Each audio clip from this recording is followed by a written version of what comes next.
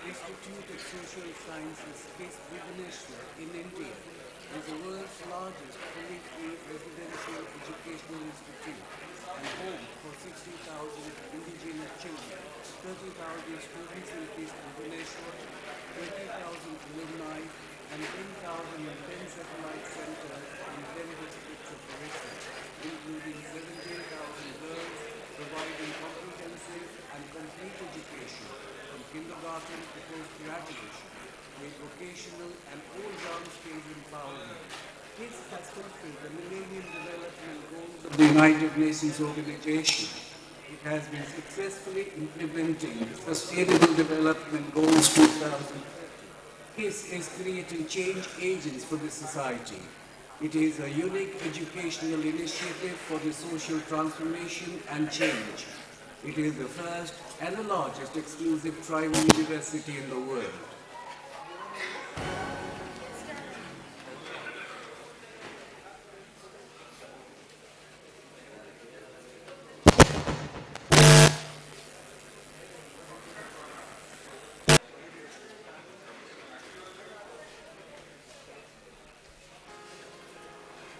The journey of the Kalinga Institute of Industrial Technology, KIIT deemed university, from an humble and modest industrial training institute to being an institution of eminence with overwhelming global acclaim is indeed incredible. Starting in the year 1992-93 in a rented building with 12 students, 2 teachers, and an investment of 5,000 rupees, or say $100, has now grown into a prolific academic conglomerate and a world-class university with the center of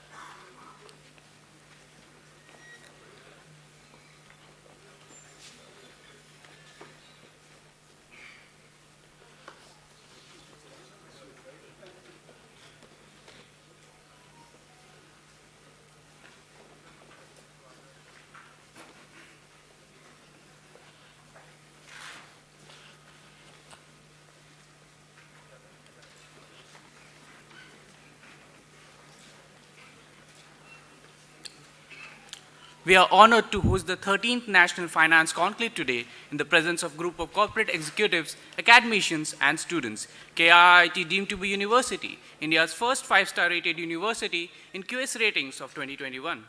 It ranks in the cohort of 601 to 800 in the prestigious Times Higher Education Rankings of 2022. It has been ranked number 1 among self-financing institutions of the country in the Atal rankings of institutions in innovation for the second time continuously. In the NRIF Indian rankings, KIIT was ranked 20th nationwide among public and private institutions of the country. KIT School of Management spreads over 35 acres and houses more than 1,000 students in 3 courses, BBA, MBA, and its doctoral program. It has received the Best B School Award of Odisha by Times Business Award 2020. KIIT School of Management had a strong industry connect with more than 100 corporate interactions per year. It's a global school with students for more than 10 countries. Recently, KIIT is felicitated as India's most influential educational brand of 2021 and 22 at the 18th Asian Business and Social Forum 2022 held at New Delhi. It was ranked 8th best university in the world in the prestigious Times Higher Education Impact Rankings 2022 for the impressive progress made in reducing inequalities, excelling not only in terms of education but also in sports and extracurriculars. 3 students from the university proudly represented India in the Birmingham Commonwealth Games 2022. We are delighted to share that KIIT is celebrating its 25 years of academic excellence. KIIT has a student strength of 30,000 from across 65 countries, along with the sister university, Kalinga Institute of Social Sciences, KISS, the world's first exclusive, fully free tribal university for 60,000 tribal children, which were founded by Professor Dr. Achyuta Samanta, Member of Parliament, Lok Sabha, a visionary social architect and philanthropist, and one of the greatest educational leaders of India. Professor Samanta embarked on the social development mission in 1992 using education as a strategic medium to eradicate poverty, a goal envisaged by the global leaders as one of the sustainable development goals. Now, I would like to take this opportunity to invite Professor Dr. S.K. Mahapatra, Director, KIIT School of Management, to set the context of the conclave and welcome our guest. Dr. Mahapatra has held leadership positions for over a decade in renowned corporate groups in India like Tata, Bajaj, and Jindal, including Navratna PSU, SAIL, and multinational POSCO. He is an alumnus of Delhi University and MDI Gurgaon and holds a doctorate from Utkal University.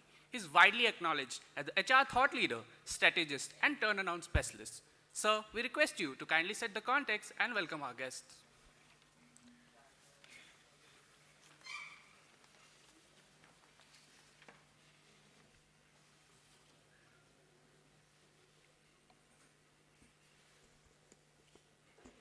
Thank you. Most Honorable Professor Dr. Sasmita Samanta, our esteemed Vice Chancellor,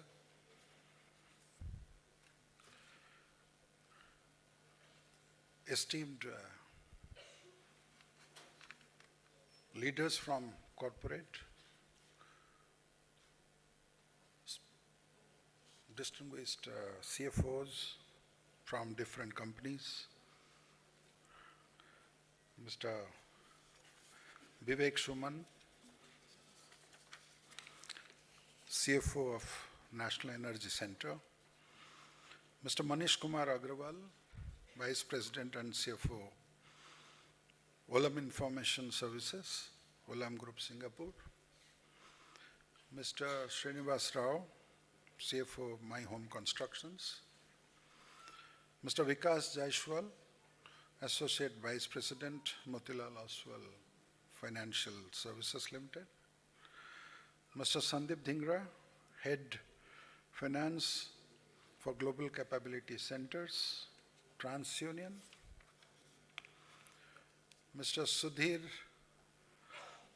Dasmant Rao, Director Global Business, Boston Scientific, Mr. Narendra Patra, CRO SBM Bank India, Mr. Kishore Lodha, CFO You Grow Capital Limited, Mr. Somasundaram, our Head Strategy, Maitrat Energy,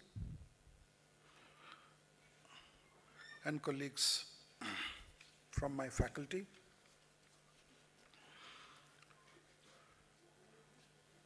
and my dear students. It gives me immense pleasure to welcome you to the 13th Finance Conclave of KIT School of Management.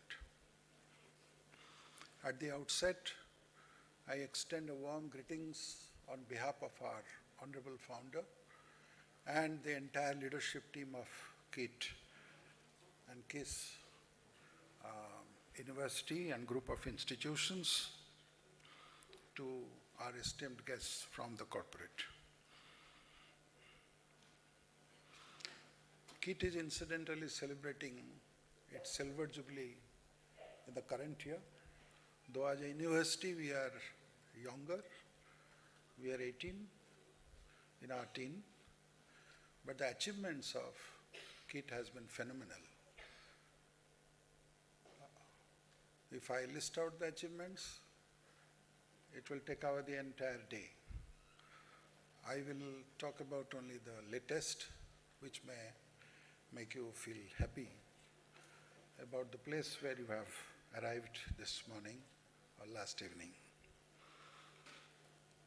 KIT University is perhaps one of the youngest in the country among the private universities to achieve a rank of 600 plus in the Times Higher Education Global Ranking. Our engineering streams are placed at 400 plus. And to cap it all, our computer engineering school has got 300 plus, global rank. I think it is not a small thing. It calls for a round of applause from all of you.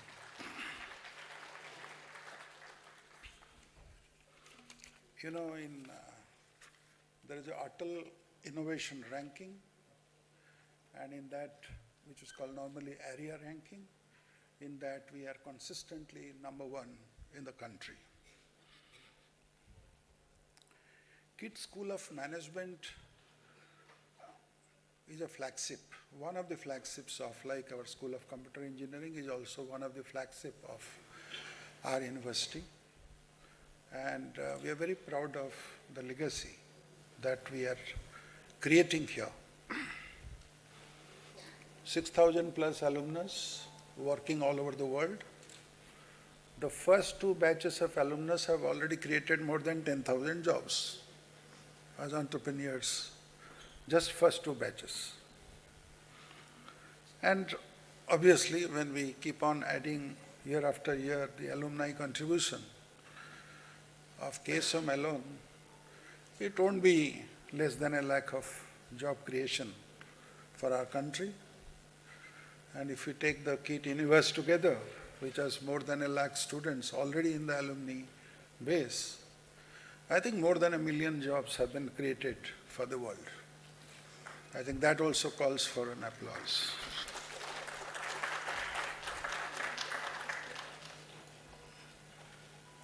About the campus, I think our corporate guests who have arrived yesterday and today have seen a little bit of the campus ambience, the greenery and this. I think you would all agree it is one of the best sculpted campus in the country. Wherever you visit, whether on the roadside you see the sculptures or the green lines that you see, everywhere you will see a distinctive mark which normally you won't see in much of the universities. So we are very proud of creating a unique kind of a educational hub in our country. 25 years back, as our honorable founder says, nobody believed that in Odisha we can have an educational institution which will be known worldwide. Today it is a fact. Recently, the head of the Vivekananda, the Ramakrishna organization worldwide, he had visited KIT University. And after seeing all the facilities, after seeing the students of KISS and KIIT, he mentioned that people think Harvard is the best university in the world, but I think they do not know what is KIIT. In terms of impact for the society, I think it is second to none. We run a rigorous academic program. You know, MBA program is rigorous, BBA program is rigorous, the PhD program is also rigorous. But it is not about the classroom, what we do. It is not about that only. It is beyond the classroom what we do with our students. That is what makes them, what some of the alumni who have visited here today as, corporate leaders, they would understand, the sentiment would echo. Outside the classroom what we do. Like we are sitting here today in a conclave. This is the 13th finance conclave. That means 13 years, year after year, we have been able to do this conclave. Like this, we do about 7-8 conclaves every year. A conclave on marketing, a conclave on HR, a conclave on business analytics have preceded this conclave. And a conclave on supply chain management, a conclave on healthcare management, a conclave on startup ecosystems, and a conclave on infrastructure. These are all in the process. They will happen in the ensuing months. It means month after month, we bring a large number of corporate people, corporate leaders at CXO level, at CO level to our campus to talk to our student, to inspire them, to interact with them, to give them insights. This is a distinctive feature beyond the classroom of our campus. It is not that only we are focused on this interaction with corporates. A lot of people talk about the gap between academy and industry. The constitution of our board, the constitution of our academic council, everything has a corporate presence there. So we are intertwined with the real world, and that is how KIT University, having 30,000 students, have never struggled for placing their students. As I am talking to you now, it is the month of December, or month of November. The zero date for placement has not started yet, and half the students of my MBA class are already placed. Can we have a round of applause for that? It is because primarily what we do outside the classroom also. Inside the classroom provides the fundamentals, provides the basic steps, but what we do outside the classroom brings them deep insight into what happens actually in the corporate world. So much so about KSOM and the way we prepare our students. Coming to the current situation, the context of this conclave. You know, we are barely out of COVID-19, barely out of that. It was a huge crisis.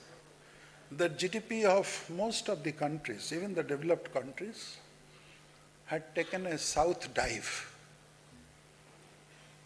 And during last 1 year, barely, people have again seen a northward movement of bourses, of GDPs, and suddenly you see this Ukraine war started. Again, there have been so many wars in the past, wars in Middle East, but those are skirmishes.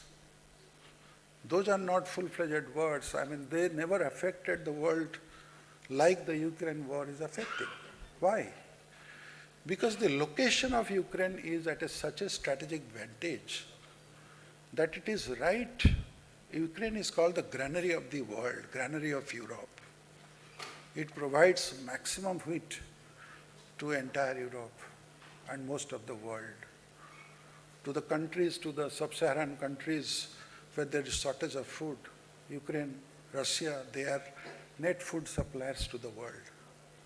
Now suddenly this war has created a big problem where poverty, hunger, issues on which we thought that we have already got a hold of it.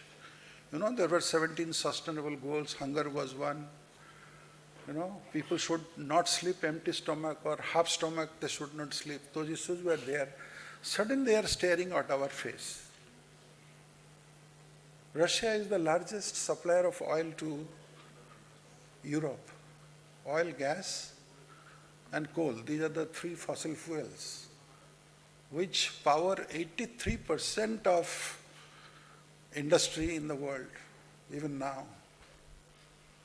We are talking about renewable energy. It powers hardly 4.3% of the energy demand of the world. Now suddenly a major supply chain is disrupted. You might be hearing about it in bits and pieces, but if you imagine its impact on, cumulative impact on manufacturing sector all across the world, or on the supply chain sector, movement of ships, movement of airplanes, movement of locomotives, movement of lorries, which carries supplies, essential supplies to all over the world, or the electricity that lights the homes of Europe. Everything is affected. People are predicting if the war doesn't stop, Europe might face the coldest winter ever. Imagine the kind of situation that has happened. So as if COVID was not enough, in COVID 6 million people died. And thousands are still dying because COVID is not gone. People have, become a little bit of resistant, the vaccine has worked successfully, but then you see what's happening in China now. You never know what will be the situation like. So all these have disrupted not only business, disrupted our life in the society.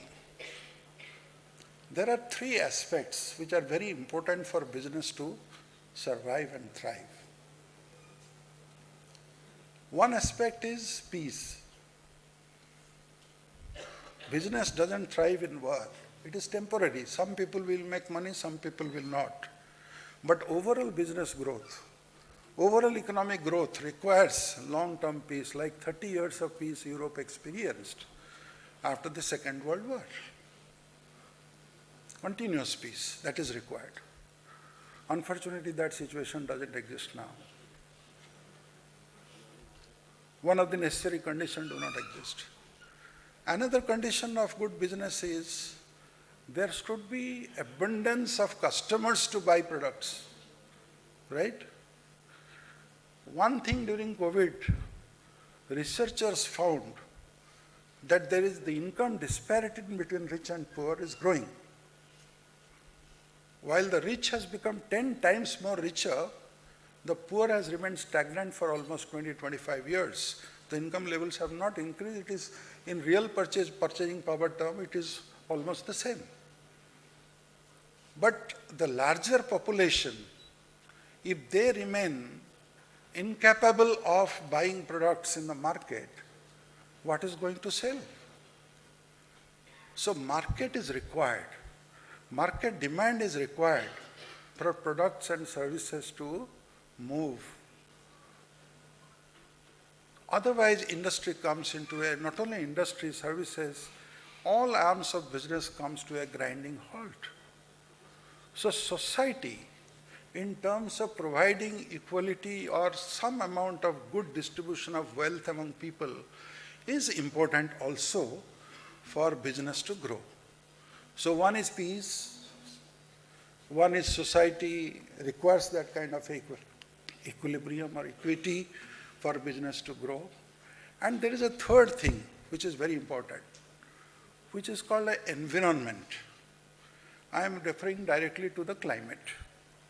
25 years ago, while I was working in Steel Authority of India, the KFW, a firm of Germany, which used to provide money as a consortium for modernization of steel plants in India.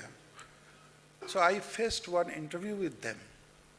In the team of KFW, there were two persons. There was one lady who was a sociologist and another person who was an environmentalist. The sociologist asked a lot of questions, quizzed me a lot about the conditions of labor and how we are taking care of our employees, looking after our employees. The environmentalist asked our technology colleague whether your dust catchers are working, how are you controlling pollution, and what kind of technologies you are using to reduce carbon emissions and all that. So in those days, if you remember, they were early days of this climate action, 25 years ago, early days of climate. And there was something called carbon credit. Rich people, they were polluting the world from their factories and buying carbon credits from developing countries, which were starting their plants, starting their factories by persuading them that you use better technology so that there will be less pollution, less emissions. This debate always goes on. Developed countries use more gasoline, more fuel, more fossil fuel compared to developing countries. Developed countries use more. Developing countries use less. But for their survival, for their continuous use, they thought of incentivizing the developing countries so that they can continue, or they can postpone their contribution to climate change a little more. Unfortunately, the environment is not that forgiving. And today, the result you are already seeing. Ice in Antarctica is no longer that much which existed 25 years ago. We are seeing global warming in reality. We are seeing more floods, uncertain droughts, unseasonal cyclones. 4 days ago, there will be an announcement that tomorrow, after 4 days, there will be a cyclone. It cannot be predicted. When we were students, we could easily know that how the actually warm water in the ocean that moves and how it creates those kind of weather changes and all that. And our ancestors also knew there are 6 seasons. And those seasons were normally following the pattern. But today, can you predict what is a rainy season? Can you predict what is a winter? Can you predict what is a summer, when the next summer will come? It has all got mixed up. The climate change issue is also serious, and that impacts business. That also impacts business, which in terms people put it in 3 ways, ESG, right? G is that governance part, people say, that by regulation what changes we can make. Sustainability is the core issue of finance now. If KFW, a financing institution 25 years ago, before extending a loan, was worried about climate change, was worried about carbon emissions, was worried about how we are taking care of our employees, imagine today what is the urgency. This conclave is going to focus on sustainability issues. And all of you, my friends in the corporate, you are experiencing this in your own ways. We cannot wait for governments to act. Every industry has to act as a volunteer.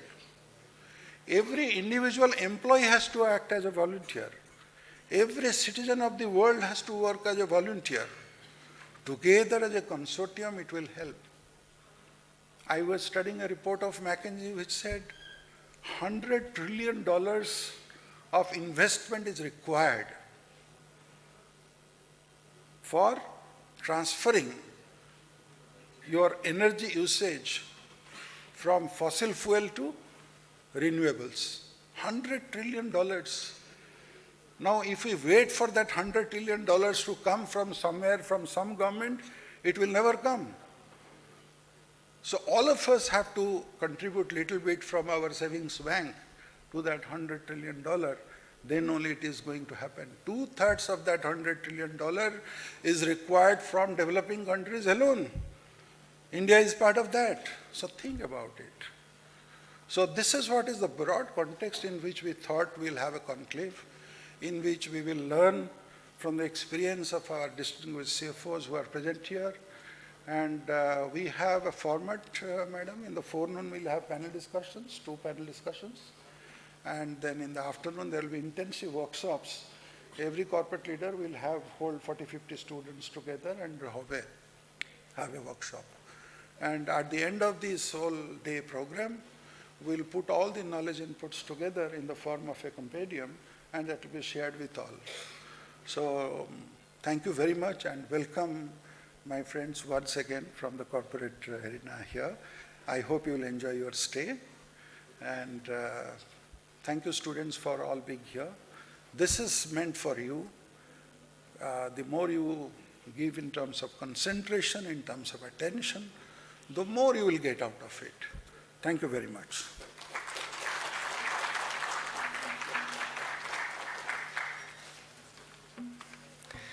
Thank you, sir, for your valuable words.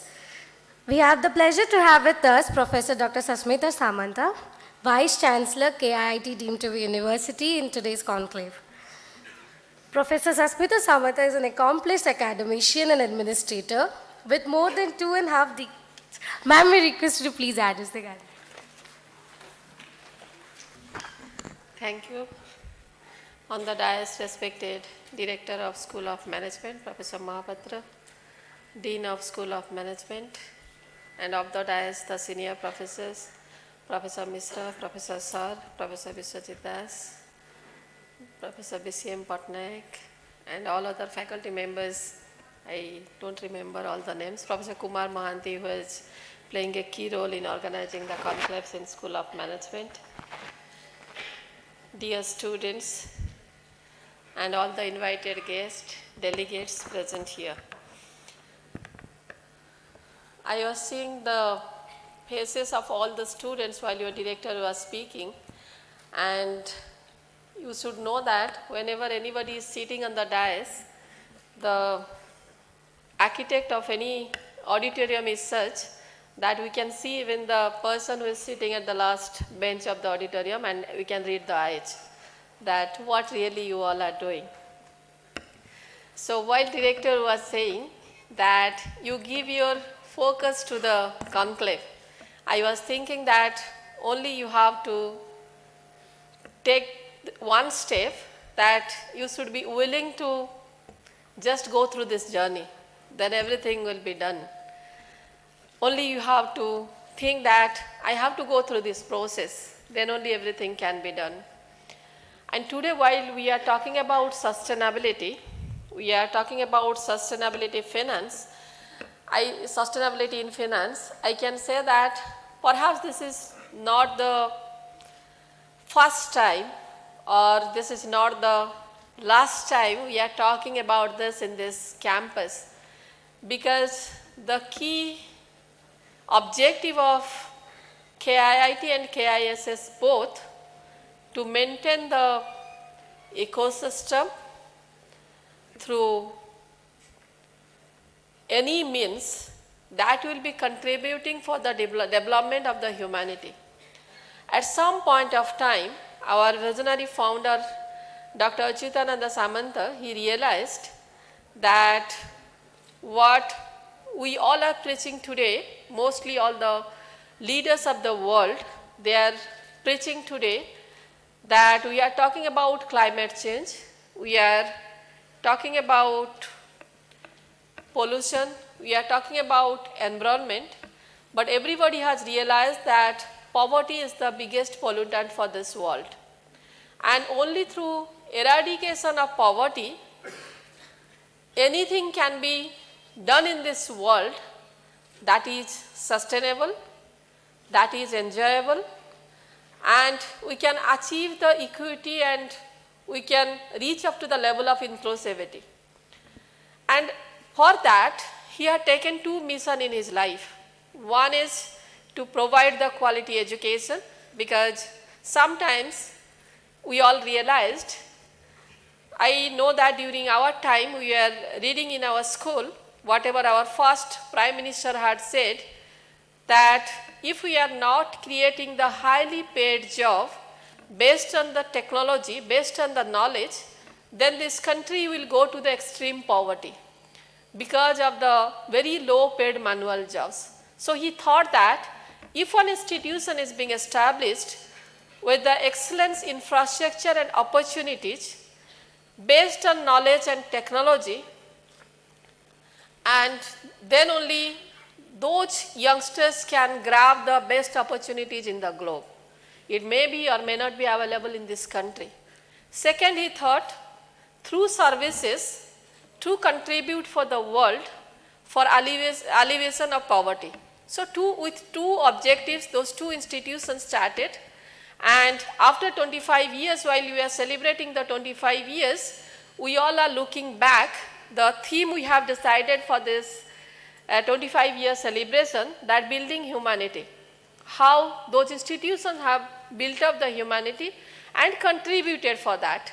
Perhaps today in the globe, we all are discussing that we don't have sufficient infrastructure for development of the cutting edge technology or technology based products in this country. We don't have enough infrastructure. Maybe sometimes we are feeling the dearth of enough opportunities with us for that. But with that, during last 5 years, the whole globe has understood, perhaps in this country, whatever is most required for this globe, the human resources are there, people are there, those who are concerned about the humanity, they are having enough power of tolerance, they believe in brotherhood, they believe in unity, and they are more pro to make this world more inclusive.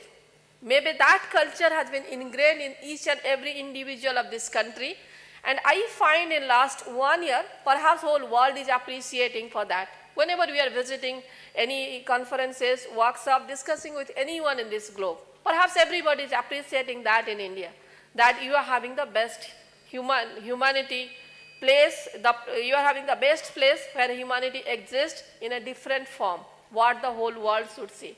And many examples have been set. And in this, we have read perhaps several times that United Nations first objective was poverty alleviation while it was set up 75, 77 years back. And while the world discussed about the poverty, while the world discussed about the peace, many things came into its purview. And for that, we went through the process of Millennium Development Goal, then we have come through the Sustainable Development Goal. But after the effort of 75 years, in last 4 years, again 93 million people went back. Again they went to the extreme poverty because of this COVID. And while the 93 million people have gone back again to the extreme poverty, then lots of efforts are being made in the global level, how to again bring them into the social mainstream and to see that they are also part of the development. And while doing that, all the corporates, I find, at least all the corporates, where mostly the discussion was about the growth, about development, about profit, about scaling up. But now, slowly I am finding the sole ethos of this country, or sole ethos which is expected from the humanity in this globe, that is getting ingrained in the ethos of the corporates. They are slowly shifting their ideology from profit making to the outcome based and extending the reach to the people. Slowly I find that is extending, and the people, those who are present here, they will agree with me. I have read in a book of Chanakya and Perhaps I have experimented and I have given lots of thoughts in that only on abundance ethic can be practiced. While Chanakya was talking to Chandragupta while he became king, he said that it is your basic responsibility and foremost responsibility to see that in your state, abundance is getting maintained. As such, each and every individual will get the opportunity to follow the basic ethics of the human being. So I believe in that very much, and the people those who are present with us, the delegates, the CFOs, CEOs from different companies, those who are present here, they have taken up the challenges for maintaining the abundance in this country. They have taken up challenges in their life. At least with the people they will be getting connected, they are reaching, they have tried that they can maintain that abundance with them. They are creating the high paying jobs and they are helping the humanity for that. So all the students present here, you may not believe, you may not listen to the people those who are speaking here, but just try to connect yourselves to that and you understand that what really you aspire for and how those people have achieved their goals and how can you connect to that. Perhaps that's the basic objective. While those people are trying to maintain the abundance in this globe, trying to abundance at least in this nation, I can say that they know that I can think that how much challenging must be their journey.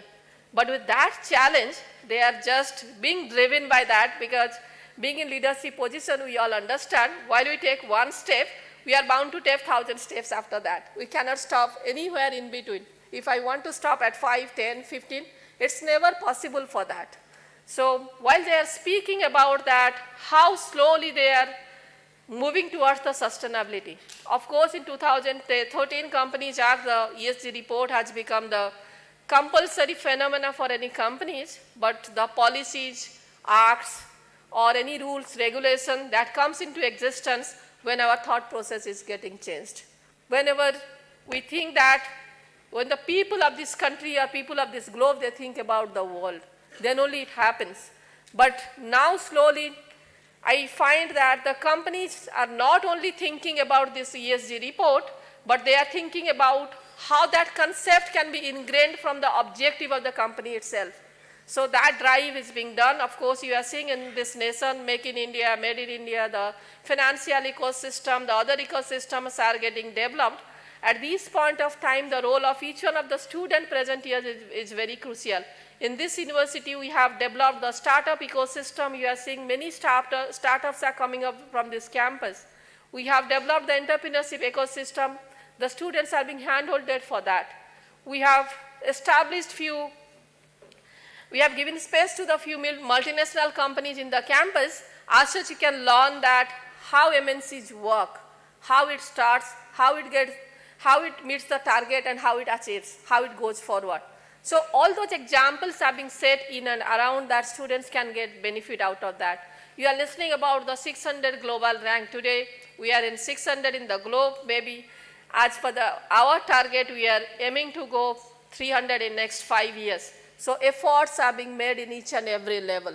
Slowly, if you see, you must have seen in the website or you see the growth of KIIT in last 5 years, you can imagine that if we say that in next 5 years we are planning to reach at 300, I hope that perhaps it is not unachievable as you are thinking that, you must be thinking that whether it's possible, but one department, like Department of Computer Science is already there between 300 to 400, engineering is already there between 400 to 500, the two flagship programs of this university. Of course, we don't say the flagship program, all programs are same for us. The management school, medical school or engineering school, computer science school, everything is same. We believe here that we develop the students, we develop the youngsters of this country to become self-sustainable. They can pursue employment, they can pursue startups, they can do anything, whatever they want. Today you must have seen one KISS student has qualified in Odisha Judiciary Services. First student from KISS has qualified for Odisha Judiciary Services. And in last 3 years you have seen hundreds of students from that campus have joined in joined as the lecturer in different colleges in the state.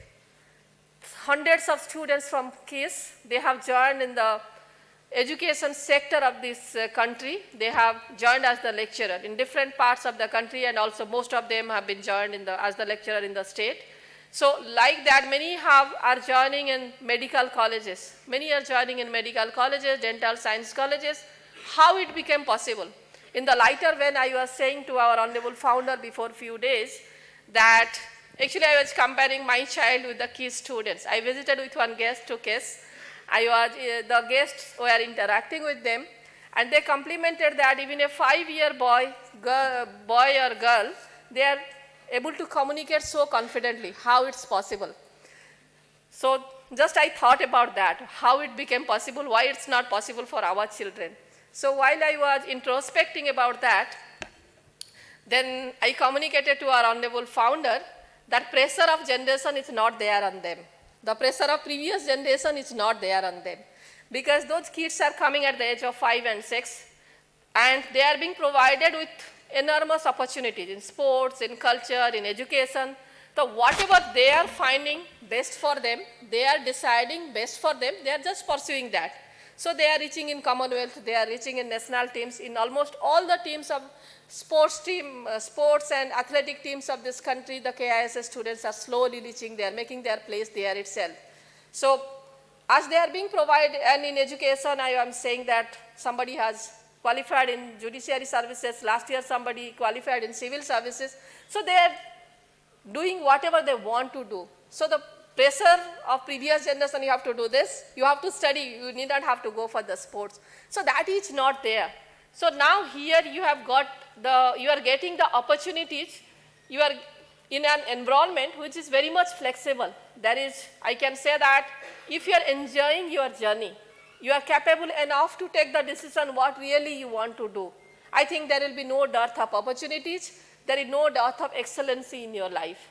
So the examples are here in front of you, and learn from them that what really they have done. We all are trying and discussing that how this world can be more exclusive. You are seeing this national education policy, the first mandate previously was only inclusive education, but in this national education policy with inclusivity mandate, the governance process to achieve this, the path to achieve it has also been defined.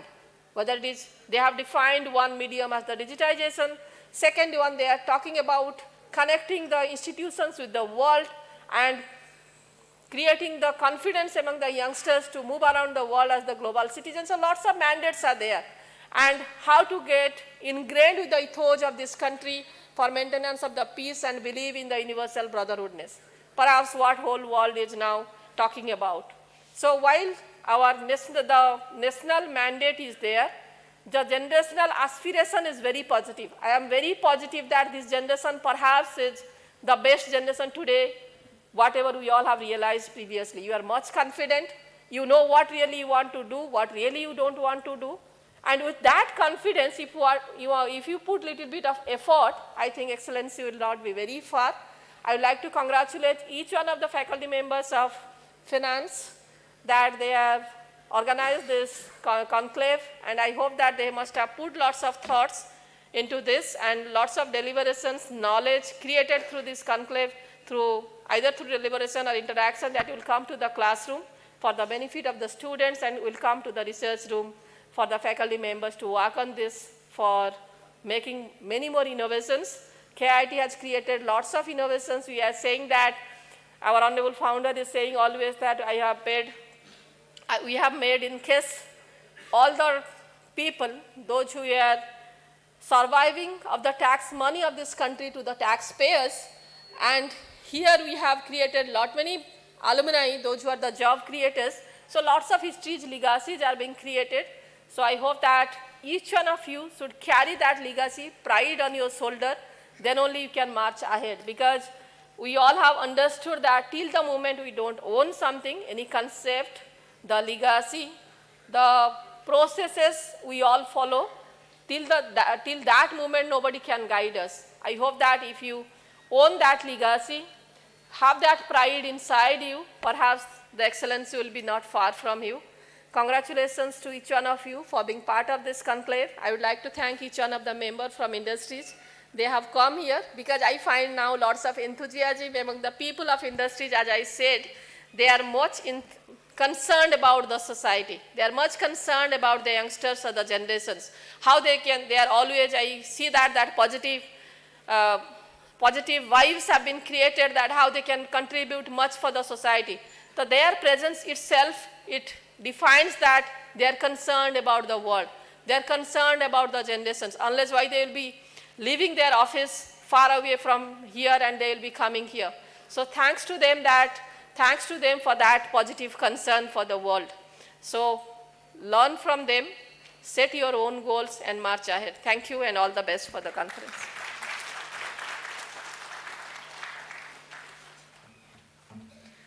Thank you, ma'am. It was an enlightening address, and we are confident that the attendants must have learnt a lot from you.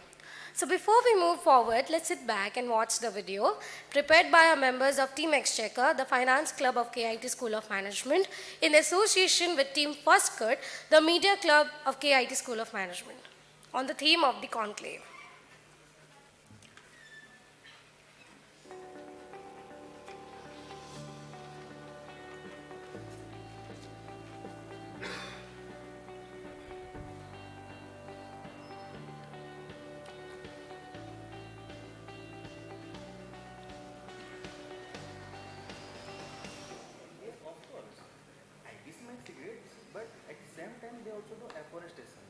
Millions of trees are planted by them. Exactly. Sustainable works like a chain. Start from going paperless in banking to generating revenue for green products. JSW is using 7.2 million tons of slag to produce green cement. That's sustainability for you. I overheard your conversation, but how will they generate profit? Net Zero Banking Alliance Germany invest in those kind of projects which are sustainable in nature, and they earn a lot of profit out of it.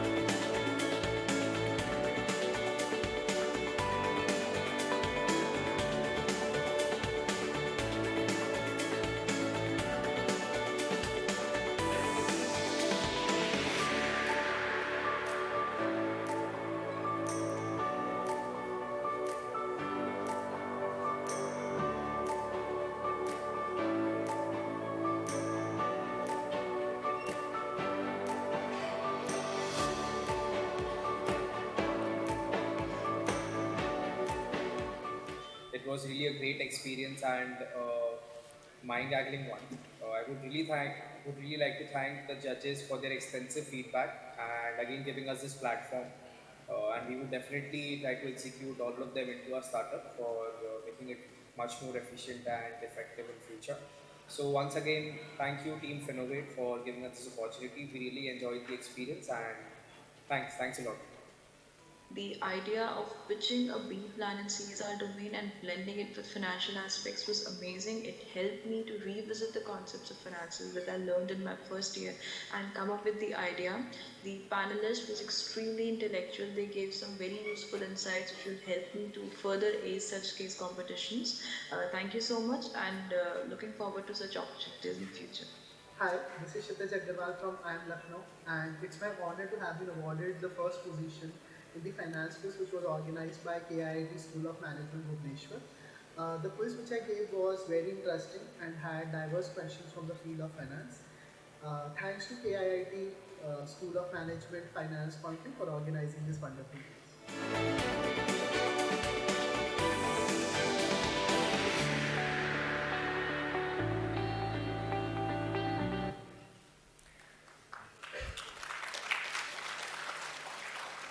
As a part of the conclave, we have organized pre-conclave contest, Finovate, the business plan contest, and the finance quiz for all institutions in India and abroad. This year, the contest was a huge success with a total registration of 10,248, including all top institutions of the country. The winner of Finovate is Team Think Tank from KG Somaya, Mumbai, consisting of team members Smith, Aditya, and Anushka. The runner-up of Finovate is Saloni Singhal from Team Maverick, IIM Kashipur. Winner of Finance Quiz is Kshitij Aggarwal from IIM Lucknow. And runners-up of Finance Quiz is Madhurima Nandamuri from IIM Ahmedabad. Congratulations to all the winners. Now I invite Professor Sumita Mishra, Dean, KIT School of Management. She is an alumnus of the Tata Institute of Social Sciences, Mumbai, and she has completed a PhD from MDI Gurgaon. She has 15 prolific experience in academy and has contributed in research in the domain of organization. Ma'am, I request you to please propose the vote of thanks.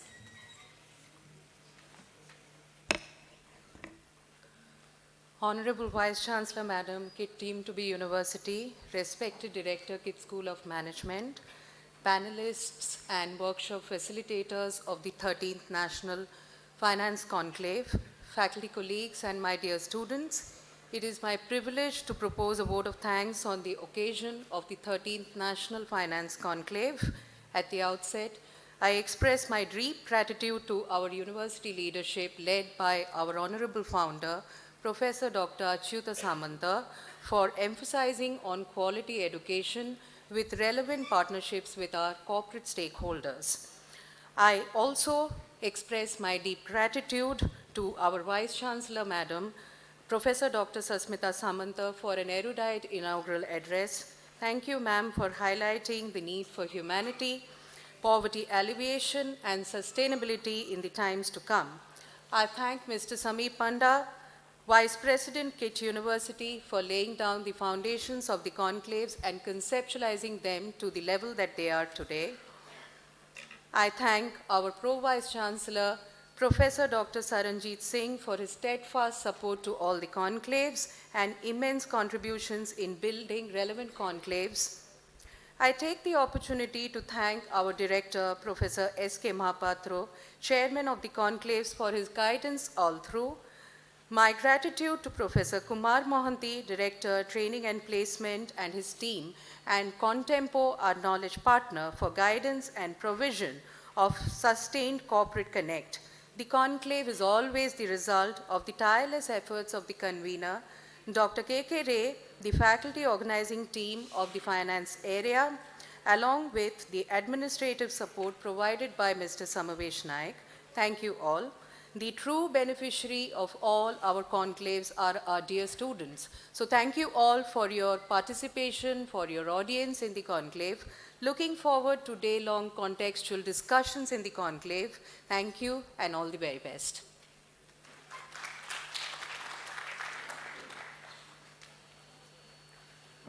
Now we'll be beginning with our first panel discussion. I request Satya and Punyasa to take over.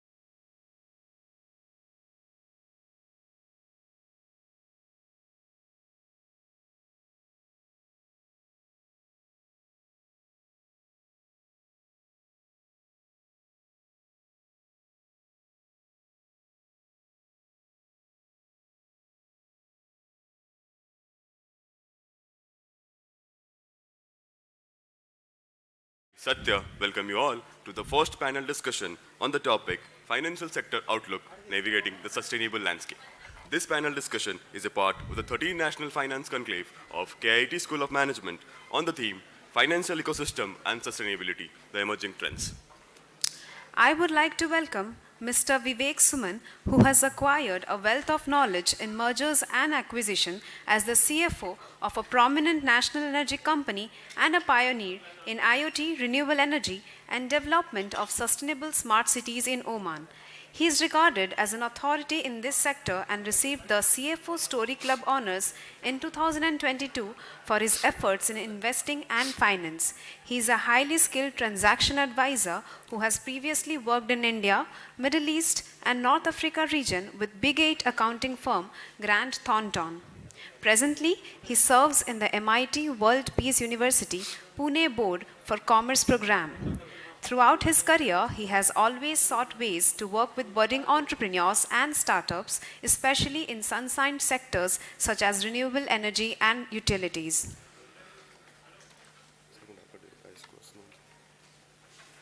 Sir, I request you to please come on the dais.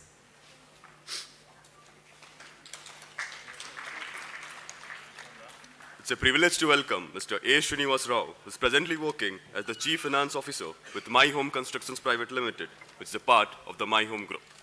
He heads the finance and accounts function and oversees the IT and secretarial affairs of the company. He is a board member of associate companies of the My Home Group.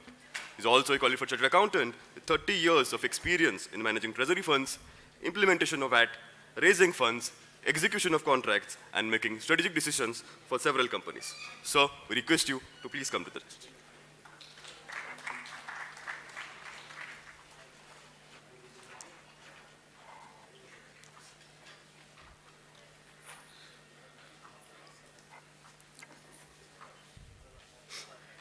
Now, I would like to welcome Mr. Vikas Jaiswal, Associate Vice President at Motilal Oswal Financial Services Limited, where he takes care of portfolio management and analysis for HNIs and ultra HNIs.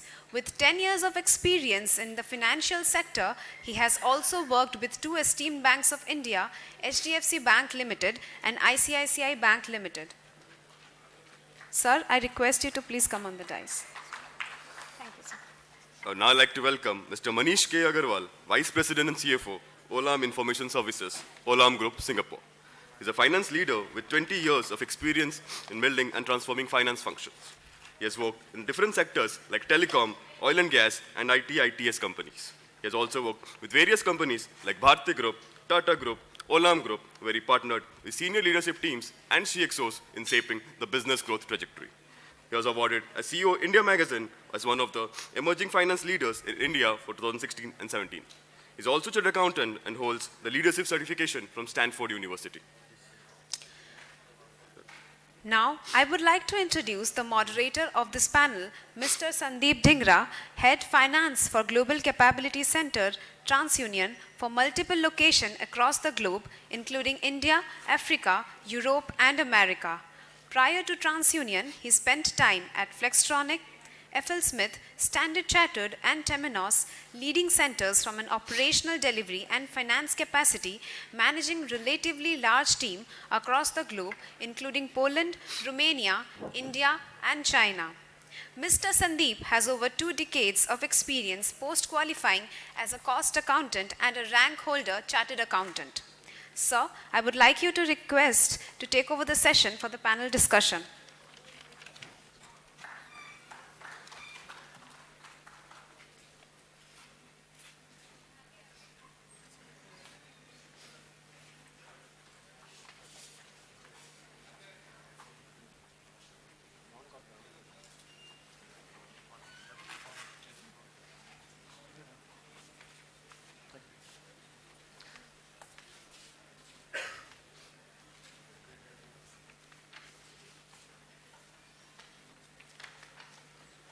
Thank you. Thank you for the warm welcome, and I definitely want to name a few people, especially the Vice Chancellor, Dr. Kumar, Mr. Smitaji, Dr. Ray, all the faculty members and all the students and audience. So I'm really humbled and honored to be here. I'd like to welcome all the fellow panelists as well. So we did have an interaction earlier. It's fantastic to kind of have the topic on finance sector outlook, navigating the sustainable landscape. Now, if I really look at it, the important thing is when we look at from a human evolution and things, how things have moved on, there is, a lot of things which is said about consciousness. I have a quick story to say before I, kind of start asking my fellow panelists to talk about it. So, just taking a minute on that. In an old city bar, there is one person who just walks in, with one leg amputated, one arm having a hook in it, and, looking like a pirate, one eye also gone.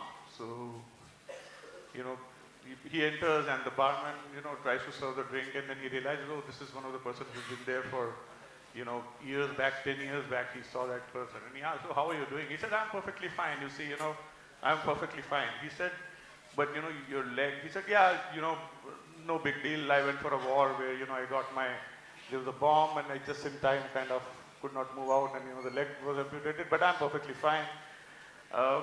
Then he said, okay, your arm as well. Yeah, that's another story.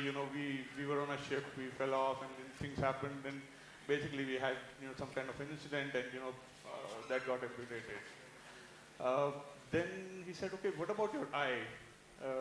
He said, you know what, I just scratched my eye. And he said, how do you, get this by scratching your eye? I said, I just was not conscious that I'm having a hook instead of my arm anymore. So I think it's all about human consciousness. It's all about being conscious about our environment. As we grow, we need to also make sure that we are ensuring that we look at the growth along with, what is depleting in the environment and how we are taking. So for example, when we do mining, there is a lot of depletion of mines happening. There is, offshore drilling happening. There is oil which is getting excavated. These are all natural resources. We don't value something till the time it gets extinct. And I think that is where sustainability comes in. From my perspective, I think it's important for us to see as we grow, as we look at the economies grow, with a lot of focus on India among the top with the growth, I think we need to also ensure and see that we have sustainability as part and parcel of our goals and our work which we do as corporate. Basically, there is a requirement today for some ESG reporting. It may not be mandatory in all places, but it's not just about reporting. As long as you're conscious of the environment, you need to basically have that as ingrained in your business plan. Because unless the corporates are conscious, I don't think we will be able to really make the real difference in the long run. It's generation after generation. You don't know how soon or how difficult it is right now for people. If you really look at Delhi, right? Delhi, look at Bombay, the kind of air pollution and stuff like that is all because of whatever we as humans are doing to the environment, right? So with that, I think I will just give a little pause if anybody wants to say anything before I hand it over to the first panelist to provide their view on the finance sector outlook.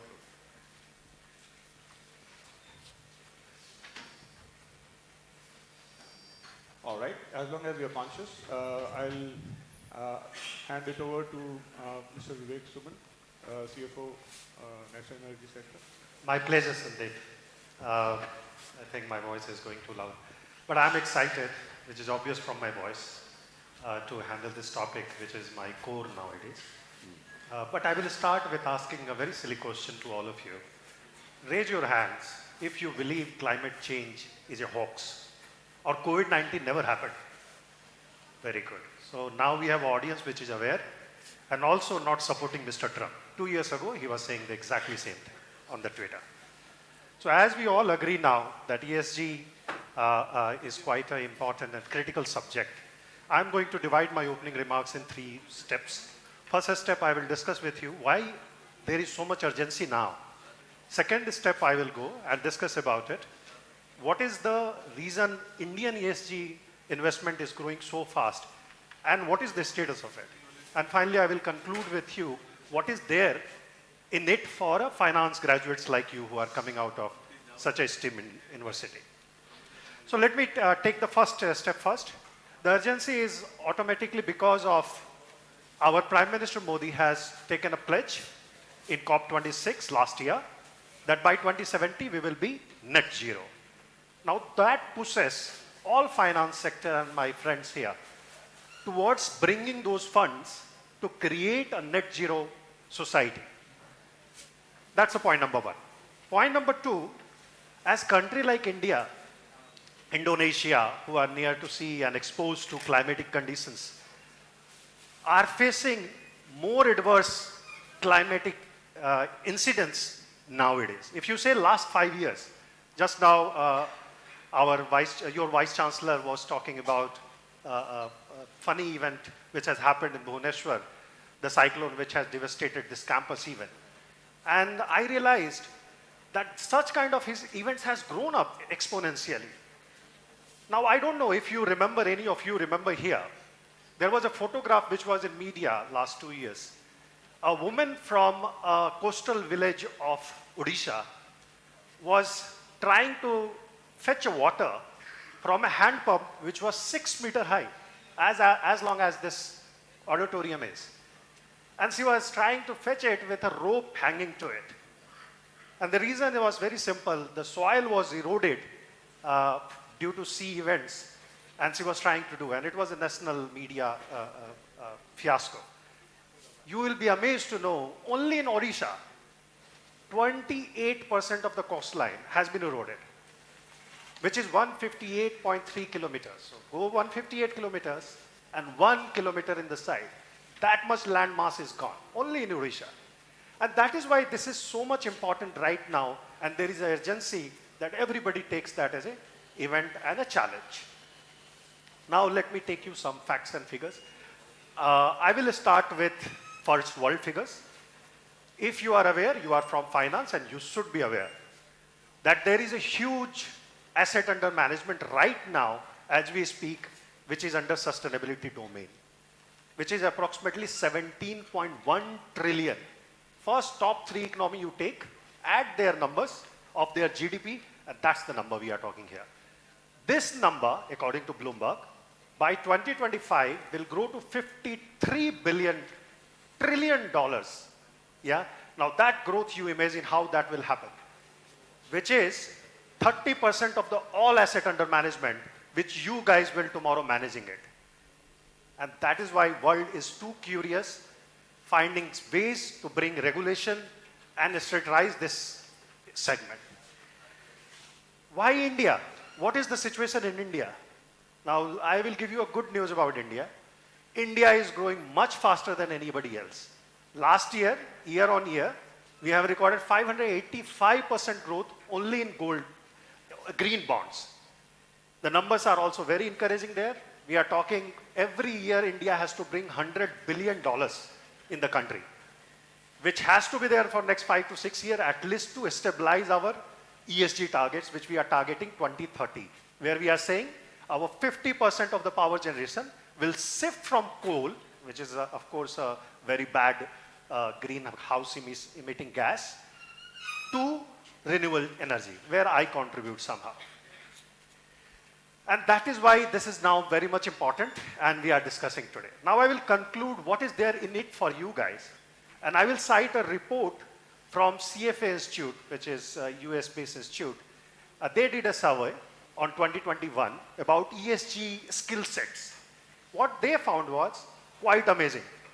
7% of the job which in finance sector was released was with a skill of ESG expertise. And only 0.6% they found out were the profile which has a skill mentioned as ESG. So that's the gap. So to conclude, with a growth of 50% year-over-year, which we are expecting next 5 to 10 years in the sector, specifically in a niche, and now we're not a niche any longer, quite a 30% of the total asset under control. And the gap which we have current today, people like you are very much welcome to expertise in it, hone your skill in ESG, and learn about it more. Thank you very much, Sandeep. You can take it forward from here.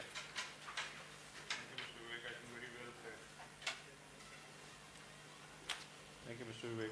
Very, very well said. I think very pertinent questions. I would like to,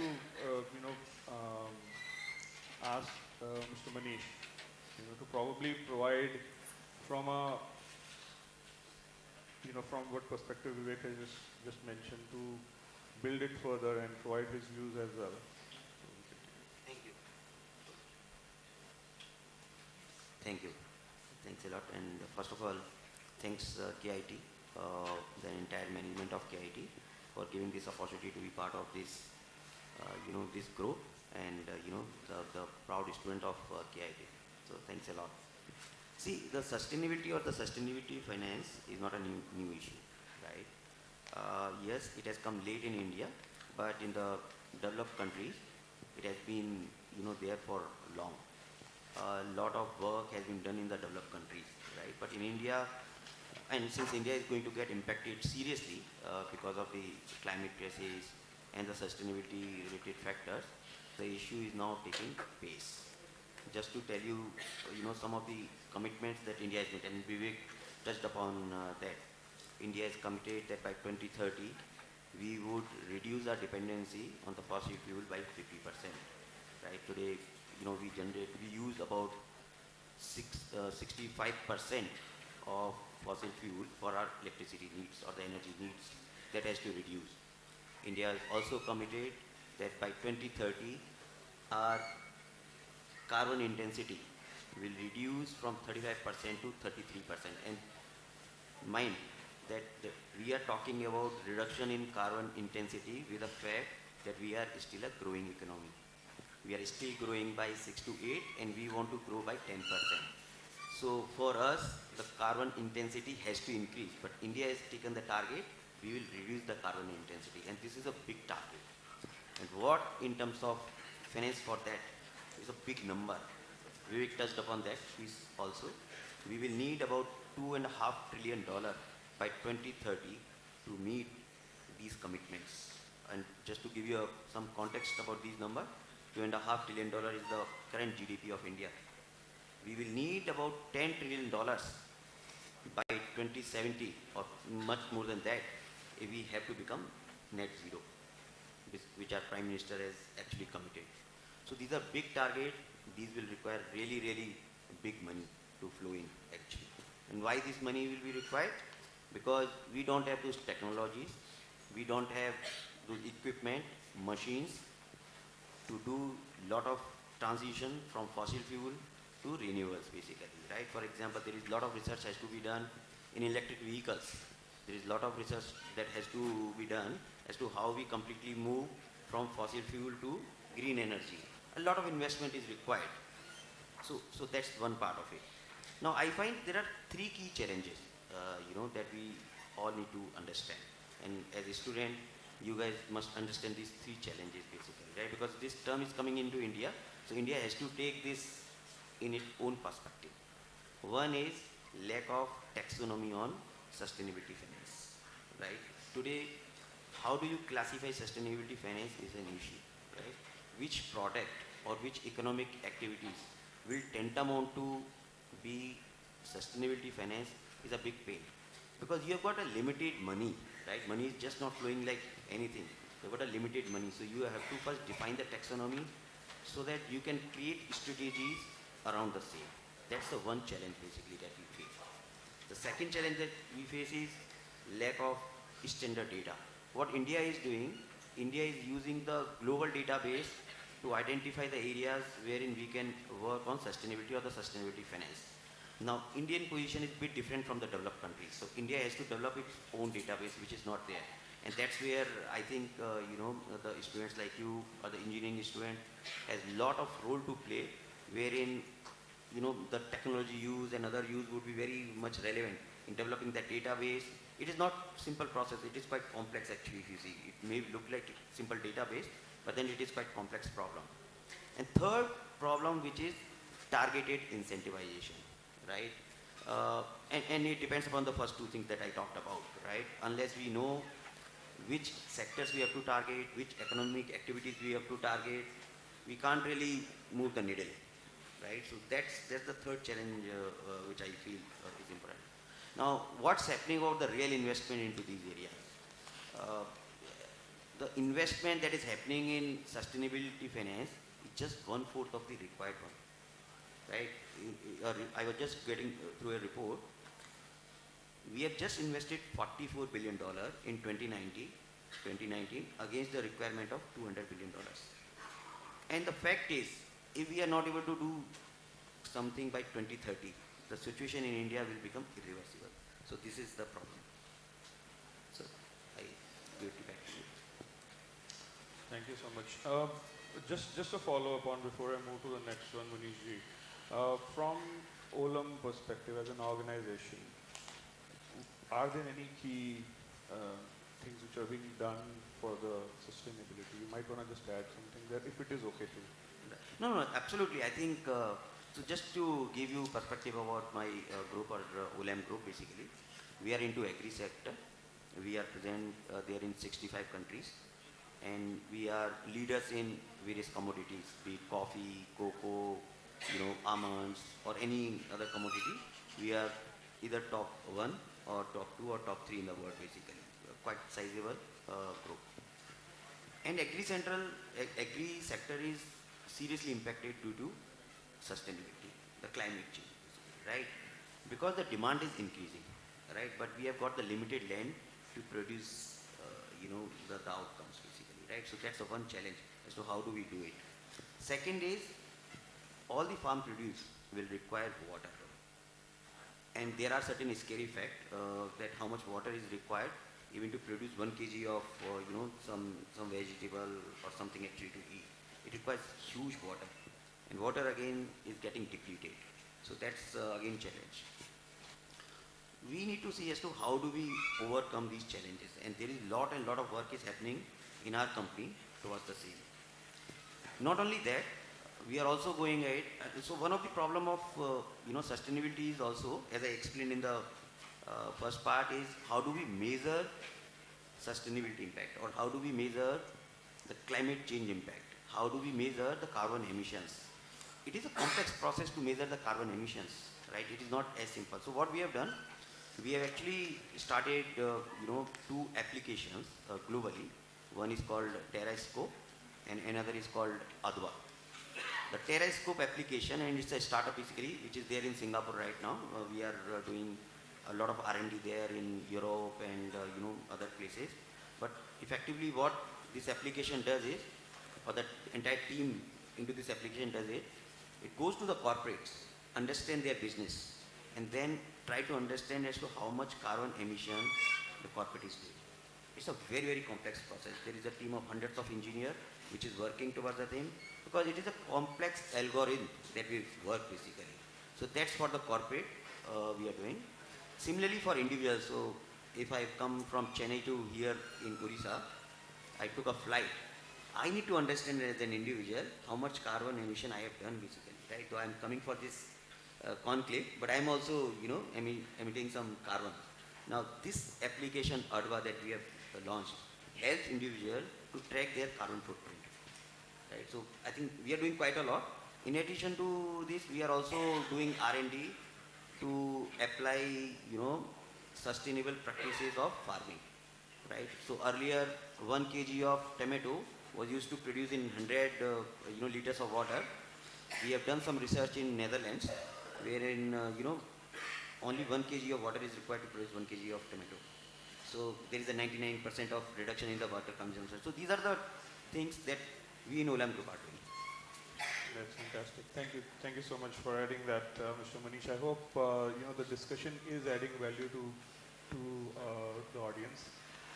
While I, really look at on one side the, agri-product-based organization, now I'd like to move to, Mr. Srinivasa Rao. He is, from My Home Construction, and I think we all know, I think 20 years back, I've not seen much of, this is a green building or this is what building.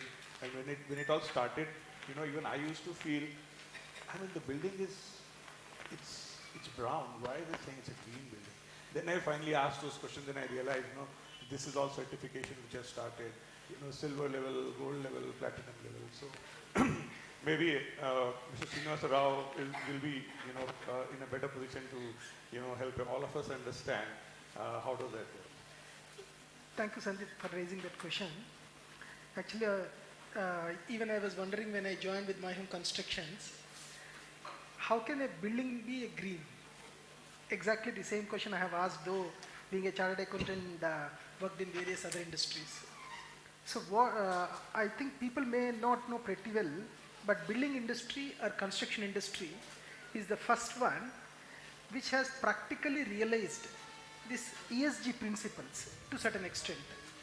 Probably they were feeling pinch of that they are digging the mother and as far as they are the people who are taking the sand from the rivers, they are the people who are using the steel a lot and all other things.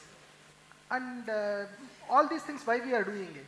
For the shelter, for creation of the houses for many people. How can we bring the green into it? So then some of our people, whoever were explaining to me what they have said is, not only just for the certification, there are certain parameters what we have to do it. So now, as far as the My Home and many of the real estate companies have made one particular norm, zero discharge. So whatever the sanitation that is going to happen within the complex, so there will not be any discharge as such. And how efficiently we use the water. You all may wonder, maybe if at all if there is an apartment complex of 1,000 houses versus a village with 1,000 houses. If the consumption of the water, if at all if you have to do it, maybe it is only 1/3 of the water that what we use. Because the recycling of the water, whatever we have, again the same thing is used in the flushes, in the greenery maintenance and various other things. And we will have a solar equipment that is fitted on the top of the buildings and on the west side of the buildings. So you will be able to protect the environment to a certain extent. Likewise, if I keep on telling you, there are several things that what we are going to do it. So instead of using the river sand, we may use the GZBS, which is a slag, which is generally waste.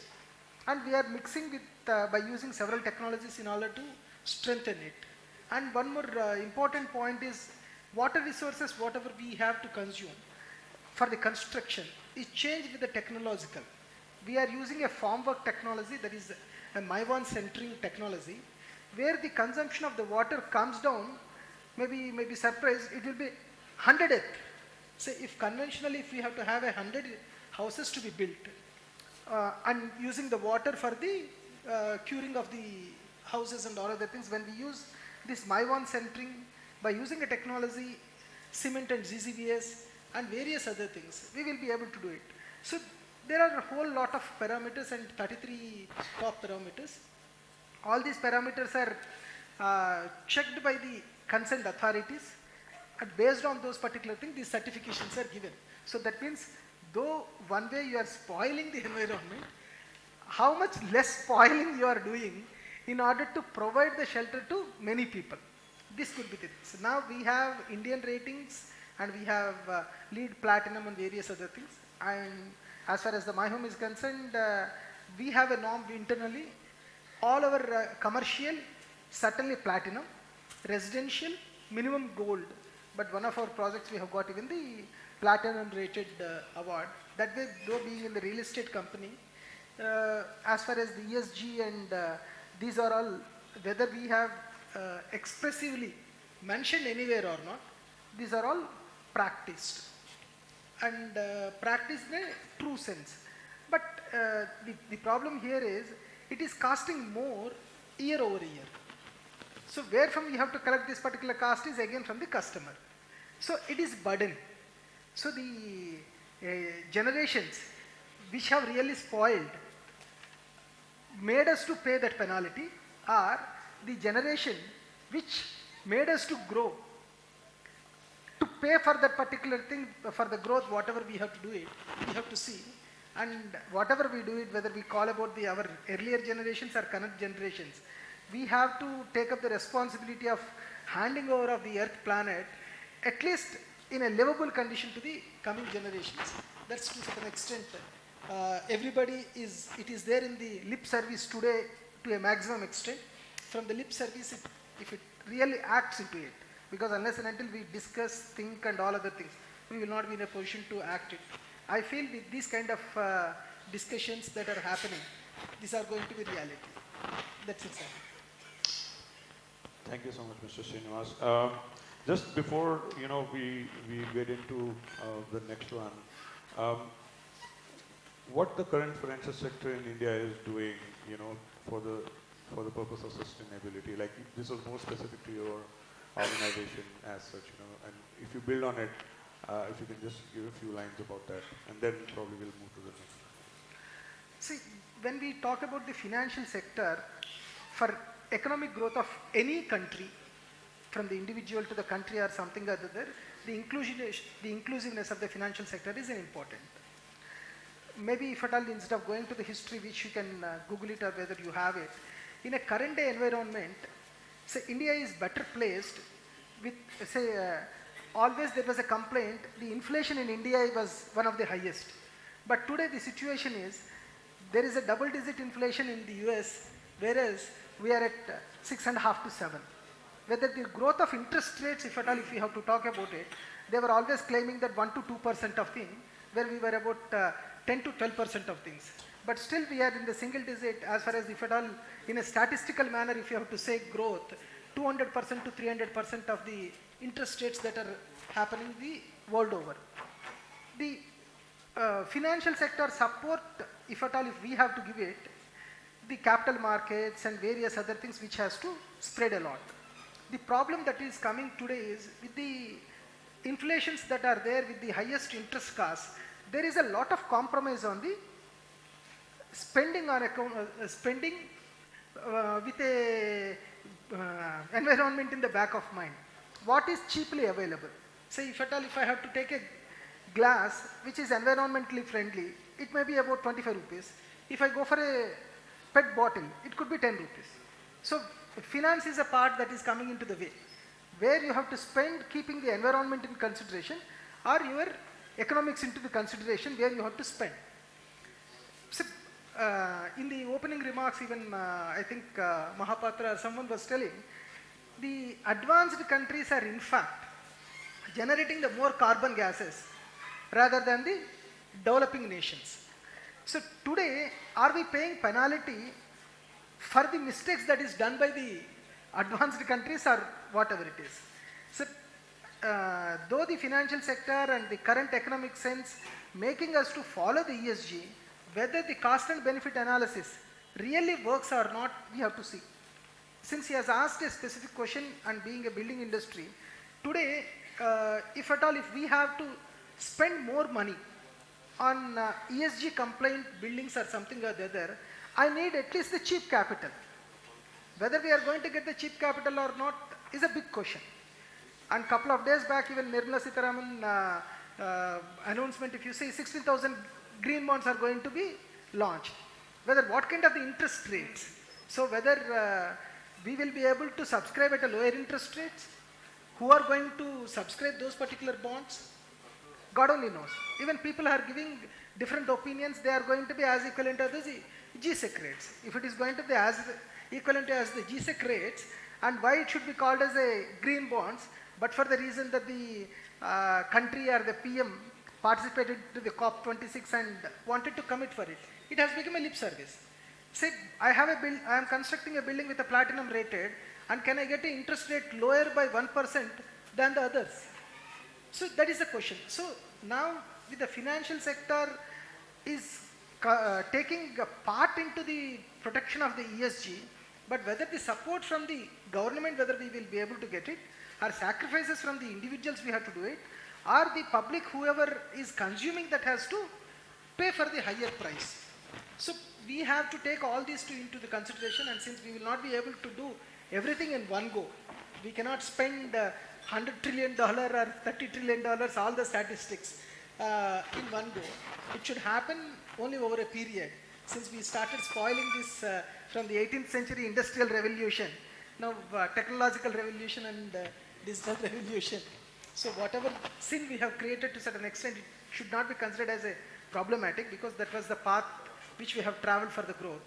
I feel this current environment in India, balancing of interest and inflation, would certainly give some headroom for spending on the environment, and at least we will go to the next generation with confidently with an ESG compliant. Thank you so much. I think that's very insightful, because I think it's not just about, constructing a new building. It's also about what is it that in terms of taxonomy, or what is it that the government are giving some kind of, interest rate grants, or the banks are being given something. While, I've heard the three of you, I think I'll now move to Vikas, who would probably provide us a little bit of insight in terms of how the Indian financial market is as compared to the other economies, maybe a little bit of touch up on sustainability and how that is being taken when people are investing in the industry. Sure, Samesh. Thank you, KIT, for having me here. So as far as ESG is concerned, so Indian corporates are being cognizant of the fact that investors are smart now, right? Earlier, they used to run behind profit. Now, they have a mindset that how ethical profit can be made, right? Governance was taken care earlier, right? Now they are more focusing on social responsibility as well as on environmental thing, right? So, just to give you a fact that 85% of the US investors are interested in investing in ESG funds or companies who are ESG compliant. And how India is going.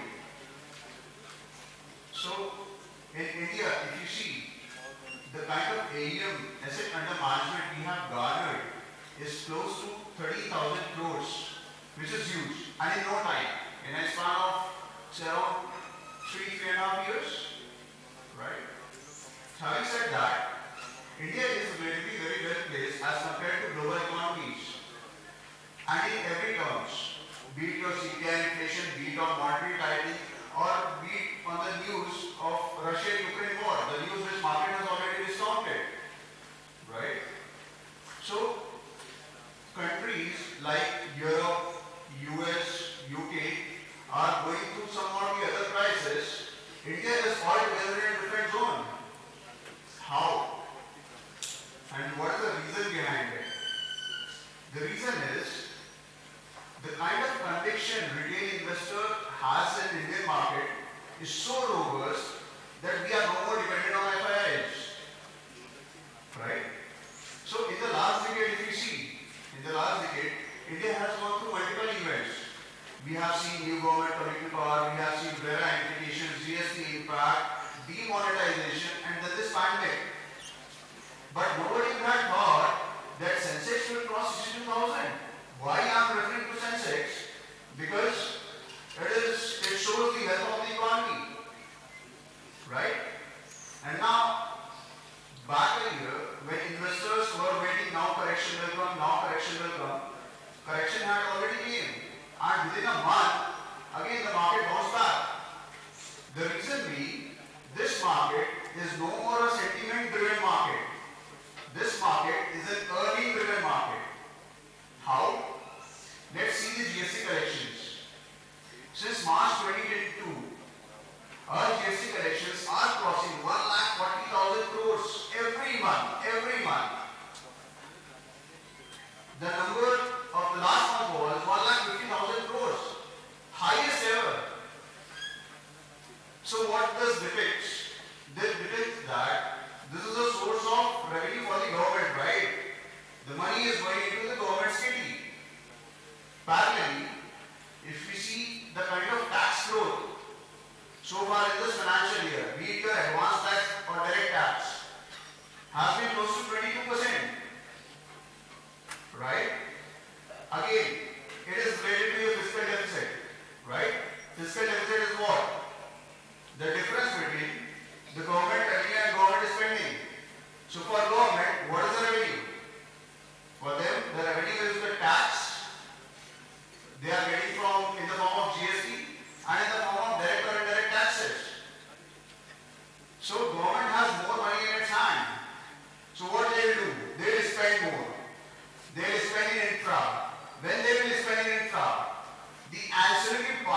Ancillary as in, suppose you are constructing a house, right?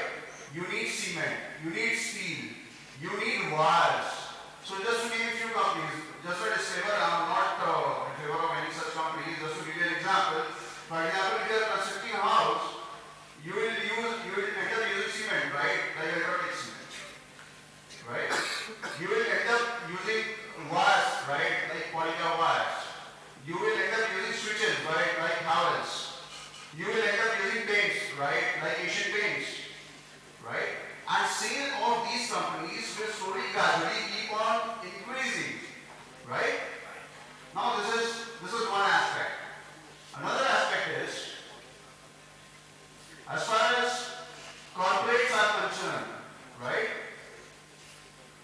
Post-COVID, corporates have started deleveraging their balance sheets by repaying off their debts, right? So what promoters are not now doing, they are buying back the shares of their own company, which shows that they have gained the confidence in their own company now, and which has led to the improvement in their balance sheet, right? Just to give you a fact, the kind of balance sheet or the kind of books banks had in 2003,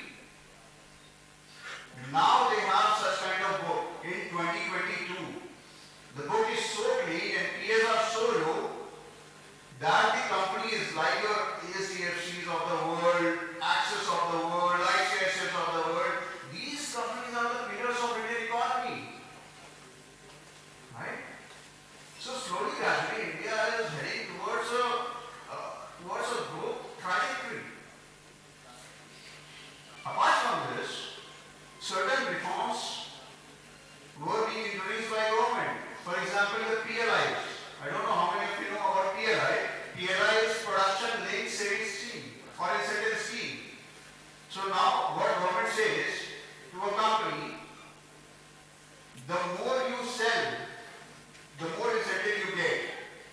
So here, the best part of the government is they are focusing on small and medium enterprises. They are encouraging them to produce more, and for them, the TAM, target address market, is the global consumers. They are not restricted to sell their products only in India, so that India can become an export-oriented country, right? So that's how things are placed. Second, your China plus one strategy, right? Earlier, manufacturing units were dependent on China. Now, post-COVID, they have realized that they need an alternate option, right? So they have started looking up to India as a sweet spot to set up their plants or manufacturing units. Even 5% market share, if we grab from China, we will inject a humongous amount of liquidity in the Indian market. Lot of requirement will get generated. So as far as Indian market is concerned, lot of things are happening. You cannot expect Virat Kohli to hit half century in every matches, right? Just a good match, that too against Pakistan, had changed the entire perception. Likewise, India just needs one good decade, and in my opinion, that decade has already begun. India is on that trajectory. Yeah, that's all. Thank you so much, Vikas. Yeah, I think that's really very insightful from the capital market perspective. Now, we have you here. Just quickly, I'll looking at or thinking about how you talked about India with so much of passion. Maybe it also came from the recent match from Virat, although after that it got diffused as well with the semi-final. Sorry about that, guys. Manish, I just want to ask you, what's making corporates to invest in the sustainability? Corporates always want to maximize the return. And do you really see the trends changing? Right. I think thanks Vikas for that energy towards India, and I think that's the real thing that we are really seeing. Sensex is touching all-time high and all of that. And I think, as I said at the outset of this discussion, in India, sustainability finance is emerging, right? The corporates are becoming more responsible. Earlier, it was by force, but now it is by choice. So that is the change that is happening. Now I would place three things that are actually driving this change, right? One, there is quite a lot of research that has been done. The companies which are adopting ESG as a part of their ecosystem are performing better than the companies which are not investing in ESG, right? The product which are created with purpose are performing better, 10 to 20% better than the products which are not with a purpose. So there is clear visibility that the balance sheet or the health of the companies which are adopting ESG as a part of their ecosystem is much better than the other companies. That's the one thing that is driving. The second thing, and I think you touched upon about it, the financial institutions, right? So earlier, financial institutions will provide funding just looking at the health of the company in terms of P&L. That trend is changing, right? The financial institutions are now checking what is the goal of this company and what is the commitment of the company in terms of ESG. In fact, not in India, but globally, some of the financial institutions have gone to a level where they are assigning a climate rating to the customers, to the enterprises, to the large enterprises. For example, if there are two enterprises in the oil sector, one has committed towards the sustainability targets, the other has not committed, the rate of interest or the priority of funding is going to be more for the one who has committed towards the sustainability. That's the second aspect that is driving. And third is about the pressure that comes from the governments actually, right? And as people are becoming more aware about the climate change and the other things that are happening, including flood, and many more things about sustainability. There is a lot of pressure also coming from the society, and that's going to the government, and then governments are also under pressure to pass that pressure to the corporates. So the investors, the board, sustainability has become a discussion point. So even I attend the board meetings and whatever new business or other venture that we are going to do, one thing that we'll always like to understand is how we impact humanity with the same, right? What is the impact on sustainability it brings in? So I think these are the key three aspects. Not only that, it is now sort of a moral responsibility, even for for the top executives in the corporate, to do a lot more about sustainability. Because what happens, if you do better things for the stakeholders, if you do better things for the planet, in the process you can actually create a lot of value for the stakeholders. That's the motto, the corporates are taking. Thank you so much, Manishi. So, I was just reading one of the reports the other day, on macro data, one of the sites, where there were, growth numbers for India, growth numbers for different economies. And one of the lines which really caught my eye, and I wanted to share you here was, this does not specifically include information relating to depreciation, amortization, or any of the depletion of natural resources. I think that one line takes everything away, because you're talking about growth, while actually if you did see, the way it was mentioned that, then there was one picture where somebody is trying to get water out of the pump, which is like, 6 feet or whatever under.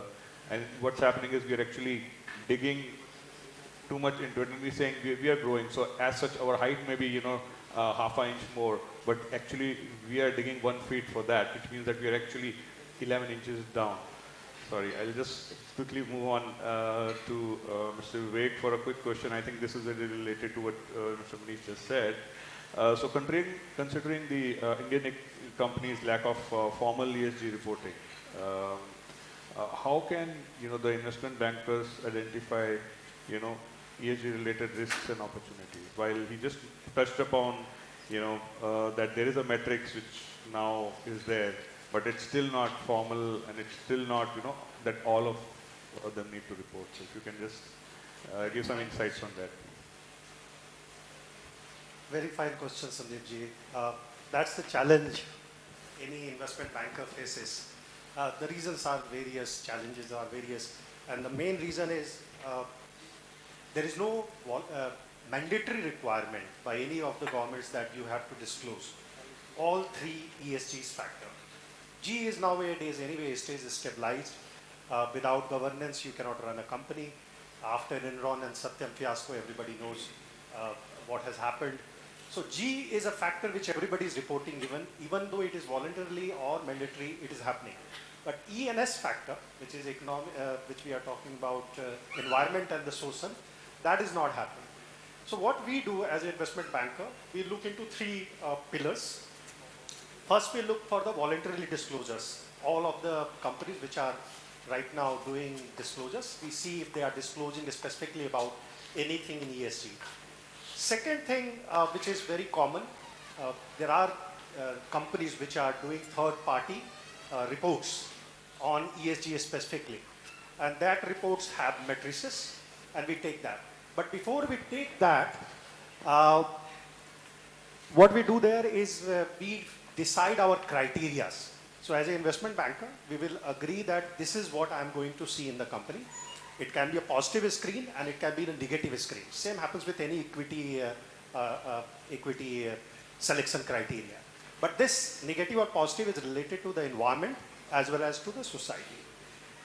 Now that brings to me a three perplexing question right now which existing in ESG segment is, first is time horizon, because in equity we know what is my board of directors is asking. They are saying within 5 years I want to get out of this business, or this is my outlook for this business, which is long term, short term, medium term.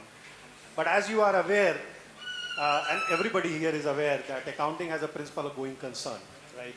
Now going concern is definitely linked to the sustainability. A company which is not sustainable cannot have a going concern. So that is the aspect when we look into the time horizon. We also see if it is a, for example, oil and gas company where I used to work. And actually I come back to one of the remarks which you made, that we are depleting the resources. Very much in oil and gas, that's what is happening. But what we do is, we do a measure of it. Now, oil and gas companies voluntarily disclosing this. They are saying that, look, this is my asset, and the asset is whatever is there in their contract. 20 years of contract, so much metric ton of gas, so that's the asset. So I'm depleting this, and that is why one of the, I think Vice Chancellor has mentioned, that they are buying credit. So they do this depletion, they buy that credit, and the woman in the coastal village of Orissa suffers it. Anyway, without going there, so these are the challenges, and this is the approach we take. The second one, time horizon, and the second one which was critical and I wanted to mention was related to materiality. So, okay, I'm depleting asset, natural resource, but how material is it? Yeah, is it directly impacting my youth or or my future generation, or it has an impact which I can compensate over a period of time, which is exactly developed nation has done. They industrialized, they made all this global warming. We were not there even, we were not producing anything. So these are the facts, and this is the approach specifically we take in the ESG segment, where we try to see, and of course governance, I said to you that anyways is established and we have a consistent reporting. But good news is there, Hong Kong is putting a mandatory requirement by 2025. Same EU is right now doing a feasibility, what all item they can put into mandatory requirement. Right now in 2021 they have introduced voluntary.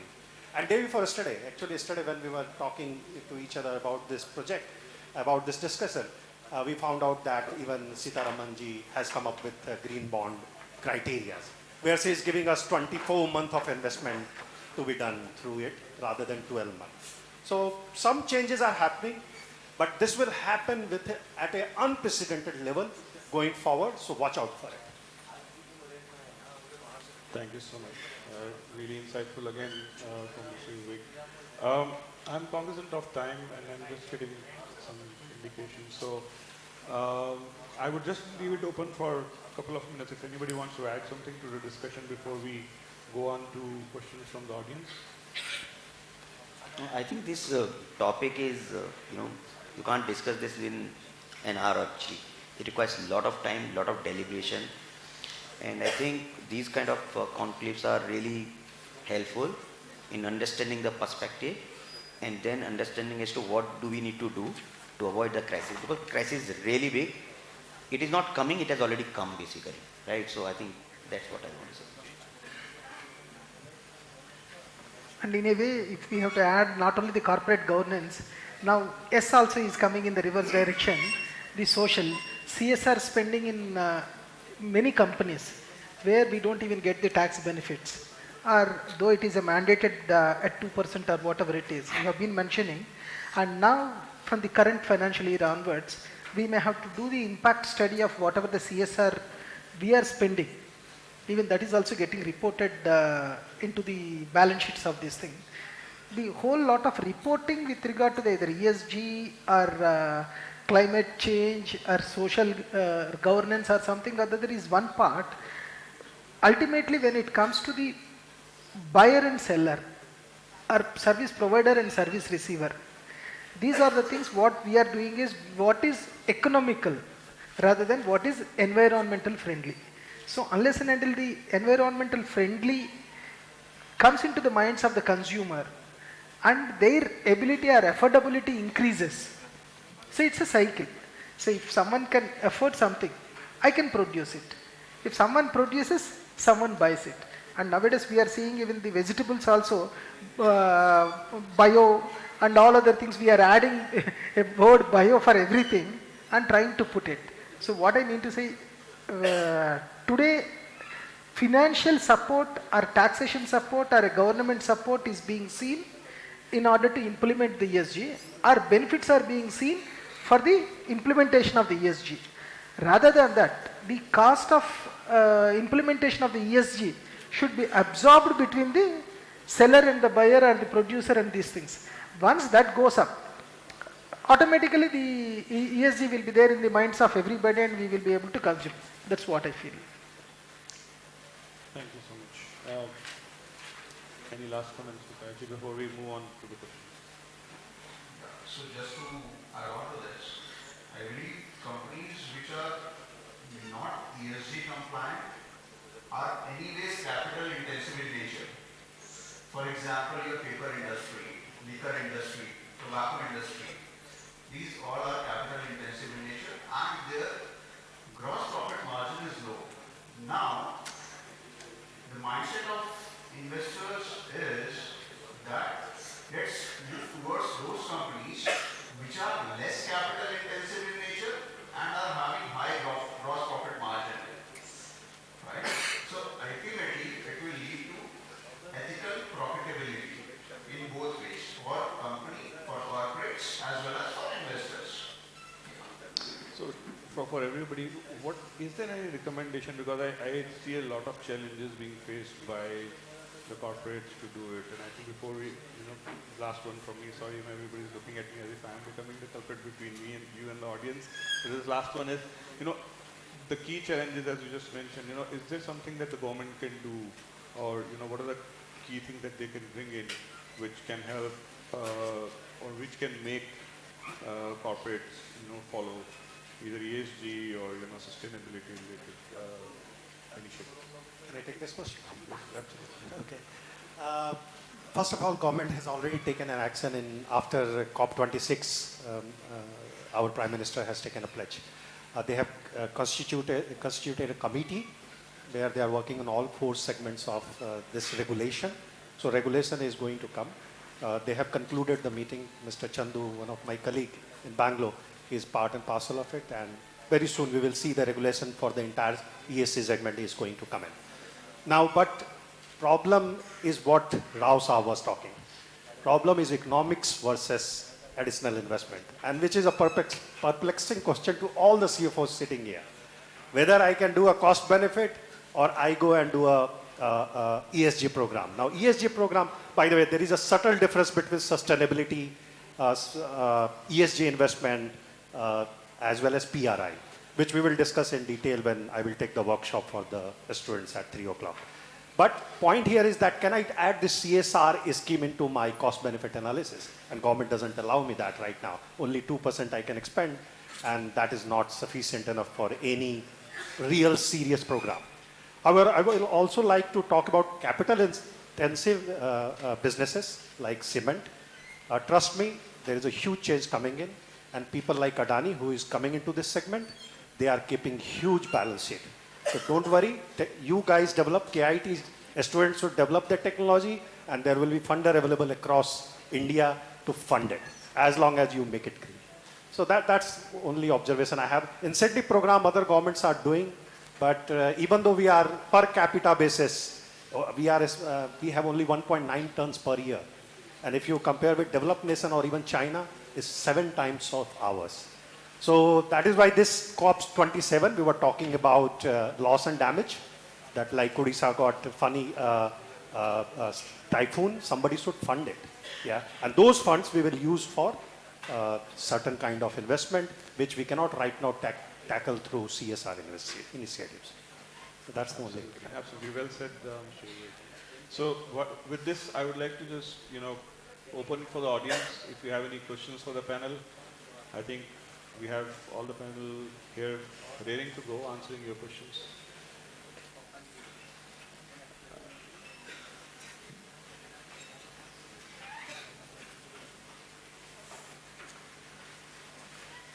Can you just hand over the mic there?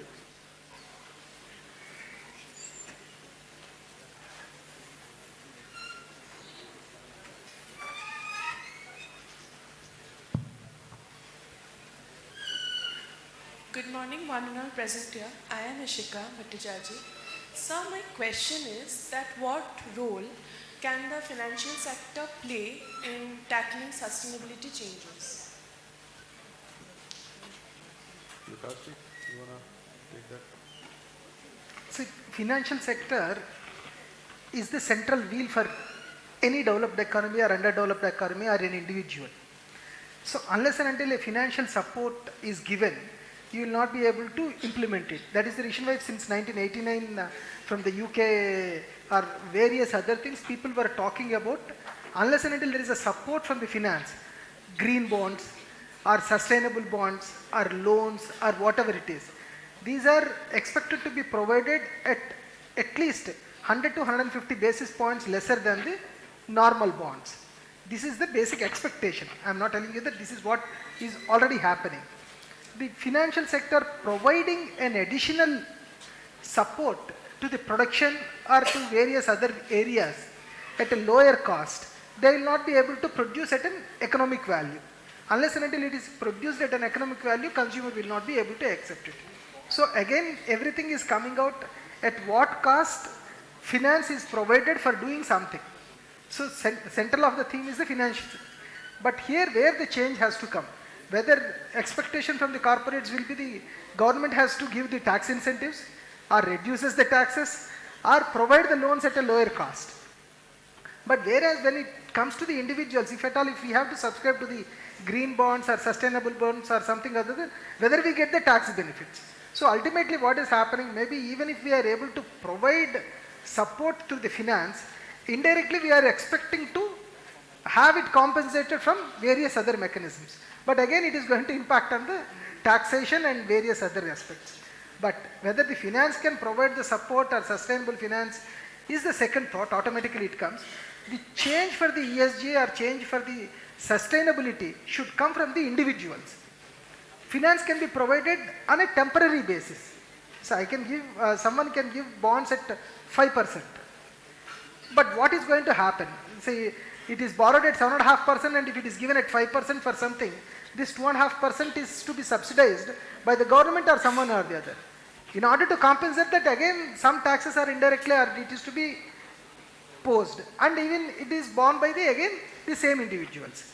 So instead of routing through in a different channels, if it can directly educate the people and economies of scales are achieved, and at an economic sense if it is given, and accepted by the public at large, it will be much more easier than anything. Otherwise, with the subsidies which we have been seeing, once we give the subsidies, misutilization or underutilization or wrong utilization will be very high. Though as a finance people we are talking about the green bond, sustainable and all other things, in my personal opinion it's all myth. So it should be, people should accept the product which has a ESG compliant or which has these particular things. Finance we can support, but indirectly it comes from the public only. That's what, if you agree my question. One important thing what financial sector can do is do quite a lot R&D basically, right? Because we have not really invested in the research and development. So financial institutions are not just like the traditional banks now, right? The due diligence process has to be very strong. Each paisa or each dollar which financial institution is investing, if it is targeted towards the sustainability, a part of that is targeted towards the sustainability, I think that is going to help. And that's where the question comes in. Do we have the taxonomy? Do we know where the money has to go? And do we know what are the incentive schemes that we have to run? I think these are the things that financial institutions has to do. Yeah, I think that's one. And if I really look at it, from what Mr. Srinivasa said, it's important for, I mean, if you really look at today, you buy a car, it's BS4, then it's now BS6, right? There are products which you're accepting based on, certain mandates in the industry. And what Mr. Srinivasa is saying, it should come from within, from people's education. Because I don't think everything can be regulated. It's about having that knowledge, having that consciousness. As I said, don't scratch your eye when you have a hook. So, you just be conscious about not having that hook in your arm when you're kind of trying to scratch. Otherwise, you'll do what you'll do. One eye gone and you'll be looking like a pirate. Does that answer your question? Yes, sir. Thank you, sir.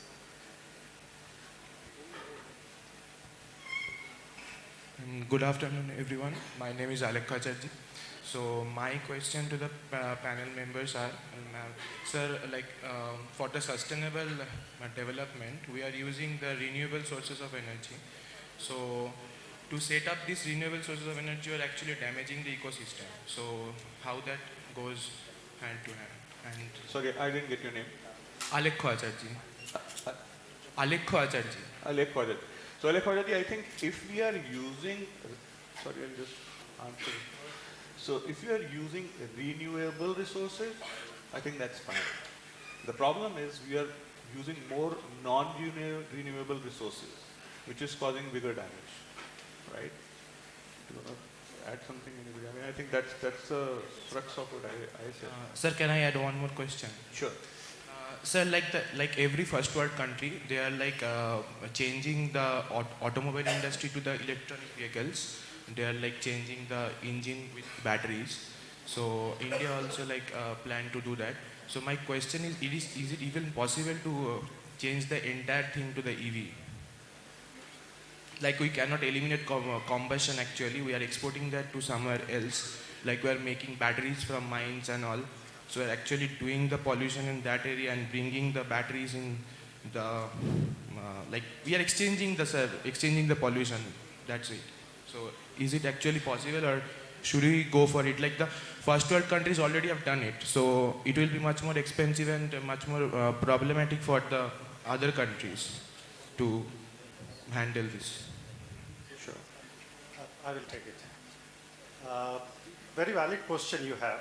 If you would have asked me 2 years ago, my answer would have been same what you have already concluded. That if I'm building a EV, I'm already depleting some natural resources. But there is two things which is obvious now.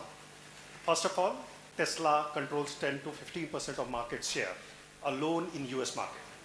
BYD, which is funded by Warren Buffett, is a big change in China and going to spread. Now that is happening, and this is happening in developed as well as underdeveloped countries, supported by government.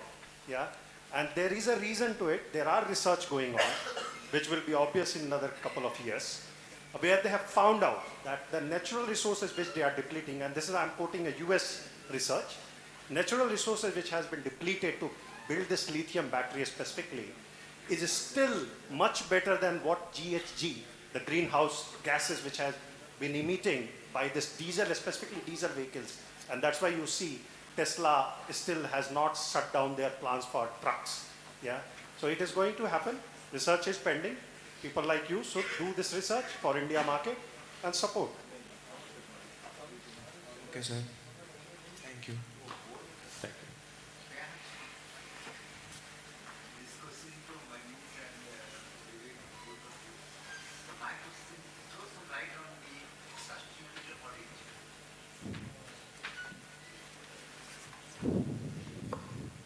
Good morning all. I'm Ashutosh. I'm a student of MBA 1. I just have a question that how sustainability is actually impacting on the financial sector. May I join? Yeah, good morning to all. And this is Dr. Patnaik. My question to Manish and Vivek, how you will explain the sustainability audit? Because we are speaking a lot of things, sustainability, accounting, how that will be audited. No, I think your question that how sustainability audit will happen, right? I think this is a very valid question, and that's where at the outset when I said that there is lot of work has to be done, right? So just to give you a fact, 4 out of the 5 nifty companies, they are disclosing voluntarily what they are doing in terms of sustainability. Right? There is a full disclosure. It is still not mandatory for them to disclose, but still they are coming ahead and disclosing. It's a process basically, right? We may not be there right now, but as the entire ecosystem will develop, we will develop those things also. And that's where I said taxonomy basically. Once you have a taxonomy to see where you need to impact, which projects are getting impacted, you will also arrive the complete value chain, of those projects. So it is still in the starting stage, the audit. I don't think there is a compulsory requirement to do sustainability audit in India, right? But that will progress. As of now, it is in a starting phase actually. Yeah, maybe this is the way where the corporates can manipulate their accounts. Right, right. And that is where sustainability has got 3 components, right? E, S, G. The last component, which is G, will take care of that. Just to tell about my group, we are not just publishing the annual report. We are publishing a sustainability report, which is much larger than our annual report. It is a 300-page report that we are publishing every year on sustainability. That tells about the entire ecosystem of our products basically. What kind of a water we are using, what kind of labor that we are using, because our business is quite a lot labor intensive, right? We work in Africa, we work in, all the countries, 65 countries basically, right? So we have to satisfy our investors, and our investor is Temasek, which is there in Singapore, right? So we have to satisfy them that we are not using any practice which is unethical, which does not lead to sustainability. So as the disclosure will become more, there will be more transparency, and that is what is happening. It is compulsory in certain countries like, Singapore, like in Europe. In India, it is not that compulsory right now, but as we grow, as we adopt the sustainability into our businesses, it will happen. As the financial institutions become, and they embed this sustainability as a part of their due diligence, investors have to disclose, the companies have to disclose that. Is there any accounting standards for this right now? Yes, there are accounting standards, which is linked to COP 15, which we have disclosed by TCFD, Task Force for the Climate for Financial Disclosure. That is one of the parameter people use. And by the way, there are institutions which are doing it, which is one is GRI, they are doing it. There is a company called Sustainability, something like that. They are also giving audit services. So there are auditors, but the challenge which Manish has highlighted remains that till the time you have a standardized for all company, that this is the parameter minimum you should disclose, you cannot bring audit in the system. Yeah. So it is happening for specific products and purposes, not for everything. Thank you. So just to add on a bit, Sustainalytics is the... Sustainalytics. Yes, Correct. is the credit rating company, which rates a particular company So slowly, gradually, yes, it will take some time, but we are heading towards it. Yeah. We will have soon. I think there was a question at the back before Dr. was speaking.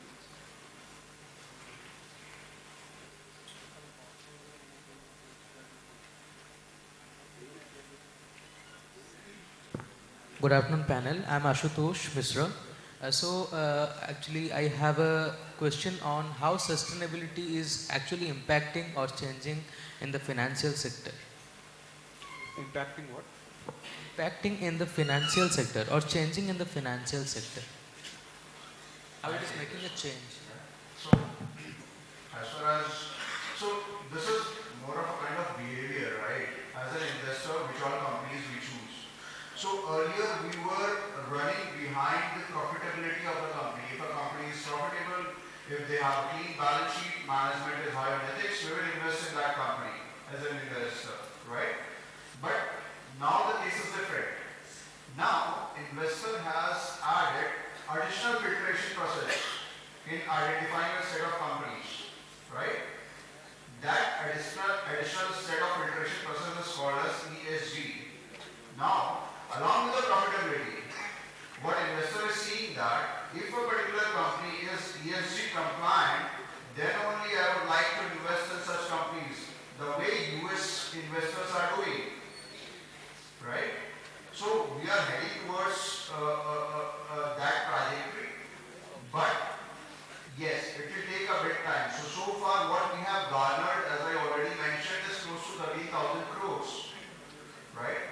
This is going to expand a lot. So ESG concept is in the world since 2006, but in India it has come in the recent past, right? In the last 3-4 years. Yeah. So yes, definitely it will happen, but yeah, it will take some time. Thank you, sir. Good morning, everyone. My name is Vikas Ranjan, and my question is to Mr. Vikas. Sir, from past 3 years, Nifty has seen such a very bad days, like COVID, but then it again bounced back. Then it saw Russia-Ukraine war. Then it is again near all-time high. So there are news coming that a recession might happen next year. So how do you think that Nifty will react to it? Will it be sideways for next 2 to 3 years, or it will have a major impact? So because nobody can predict the market, right? None of the fund managers or nobody in the Indian market here is stalwart like Mr. Ramdev Gawaji, right? What we can ensure is we are staying invested with some quality companies or the fund manager which has some quality portfolio. That is in our hand, right? So you have to be cognizant that where your money is being invested. So suppose you invest in mutual fund, right? You generally don't look at the companies which are there in that fund. Ideally you should, right? So that thing we overlook, right? We generally go on the basis of past return. We believe that if a fund has performed in the past, in future also it will perform.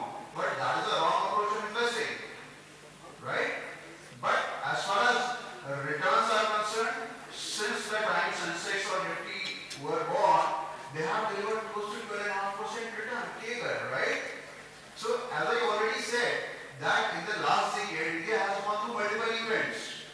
We have seen a lot of volatility, a lot of fluctuations. We have seen new government coming to power, implications, GST impact, VMON, pandemic. Despite that, what kind of return we made? You tell me. What kind of return we made? It's good. In numbers? More than 100%. That's what it says, right? Now companies like Tata Motors, Tata is one of the company, which has jumped into EVs. They have identified that India has a lot of consumption potential which no other country has in the world, right?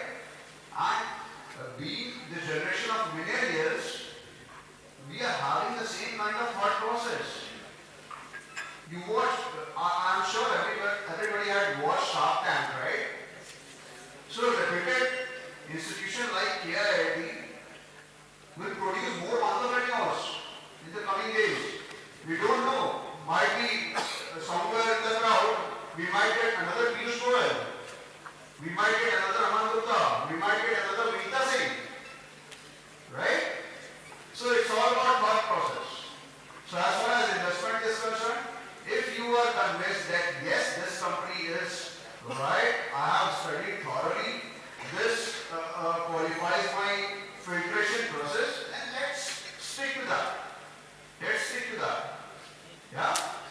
So one more question. Yes. So speaking about EV markets, so there is a lot of hype right now in the EV segment, but if we look at the semiconductor fix, it is there. There is a scarcity in the semiconductor market, and I believe there is only one company who has majority of the share market. Speaking about Tata Motors, JLR is not able to fulfill the demand of the customer because of that lack of scarcity, and if we speak about Indian market, middle class people, there is a majority, and I believe they will be riding more bikes than cars.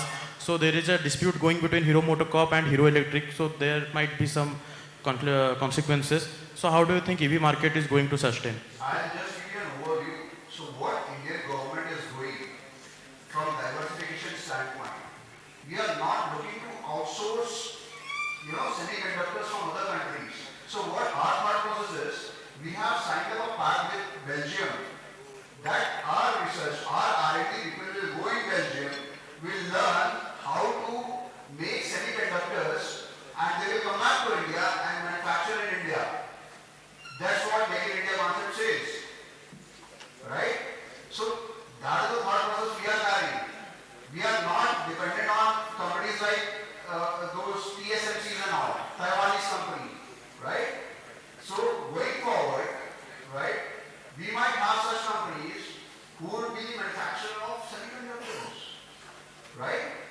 And already those manufacturing hubs started shifting towards India now. iPhone 14 is being manufactured in India now. Samsung is being manufactured in India now. What else you need? You have a bright future. Yeah? Awesome. Thank you, sir. Nice. Thanks, Vikas. Thanks, audience, for the questions. Unless there's really a burning question, which will be the last one, we can take it. But I've been pushed to close the session now. Okay, one last question.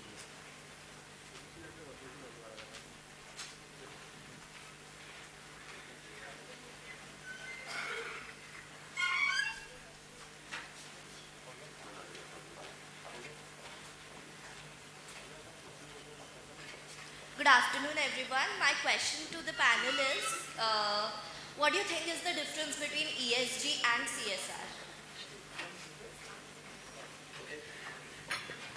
CSR? Very simple differences there. CSR is voluntarily, not performance linked. And neither it is linked to any of the environmental, social or government sector. It is your choice what you want to do with that money in CSR. But when it comes to ESG factors, investment, you have to very definite, you have to select what are the factors you are going to report for or what are your targets for. You will take a time horizon for it. You will look into materiality of reporting to it and then you will decide. So it is a strategic movement, ESG. But CSR is your tactical move, which is sometimes even people do it because there is a government requirement or the society requirement. I think with that we'll end the question answer session. And just to sum up, I think it's amazing on what all thoughts you brought. Even I did not have that much of depth of what I have learned today. I'm not sure about the audience, but I am definitely taking away quite a few points here. I think just to sum up quickly, so if somebody is probably busy with other things, be conscious now just to make sure that we get the crux of it. I'll try to cover everything, but still, please do add once I end. So I think private sector has to come forward. I think it's about the ecosystem. When I look at it, it's about the government having some taxonomy. We have financial institution and banks which may need to give probably some kind of incentive in terms of whether it's interest rates or other things. Looking at the metrics, and it was very well said by Dr. Mohapatra, the developed countries are the ones which will make all the damage and then buy carbon credits, and then a woman in Orissa is going to be, actually getting impacted because of that. Because just because somebody has money, can buy, doesn't mean actually that's sustainable, because you've not kind of filled the gap which is there. Who determines that buying or selling is also all of us, right? So I think it's a consciousness with which we do business. ESG is the future. I think there's a lot of demand for the ESG professionals as well, because it's important, for the world today to have sustainable and business which is something which can be there for the long run, for the next generations to enjoy this planet. So with that, I would say thank you to each one of you. Just before that, if anybody wants to add something, then we can. Just as you rightly said, there is a lot of demand. In fact, we have a function which is called sustainability finance as a function in our company, right? And that function is assigned just to measure the impact of all the economic activity we do in the entire globe.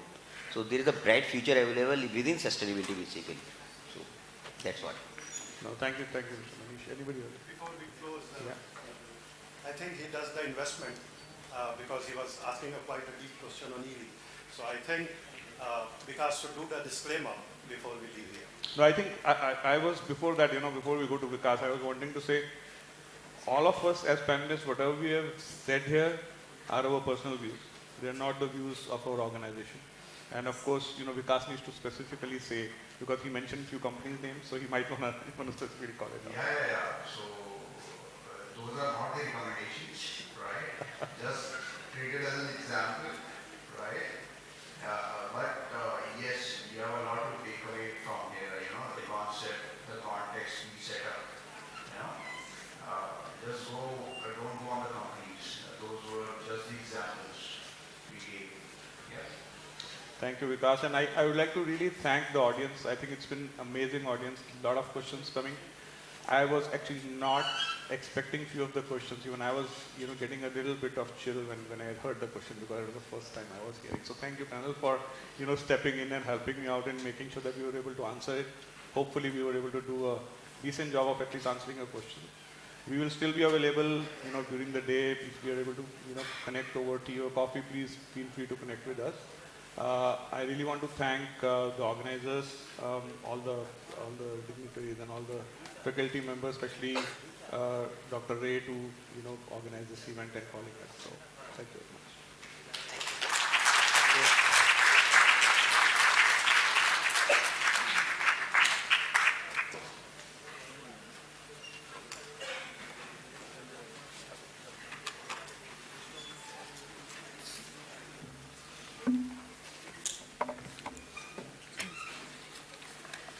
Thank you, sir.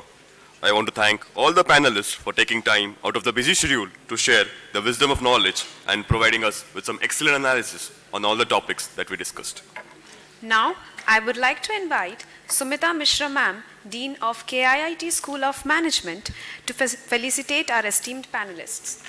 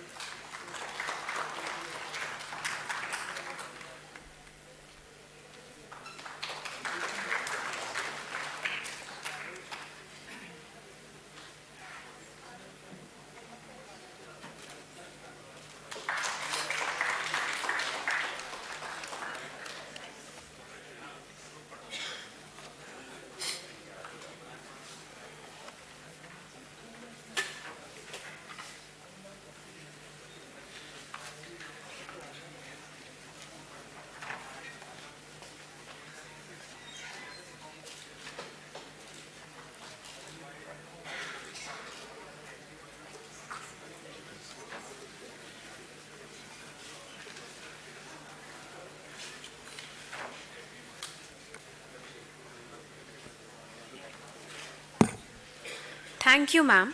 I would request the audience to please be seated. We will shortly begin with the panel to discussion. Thank you.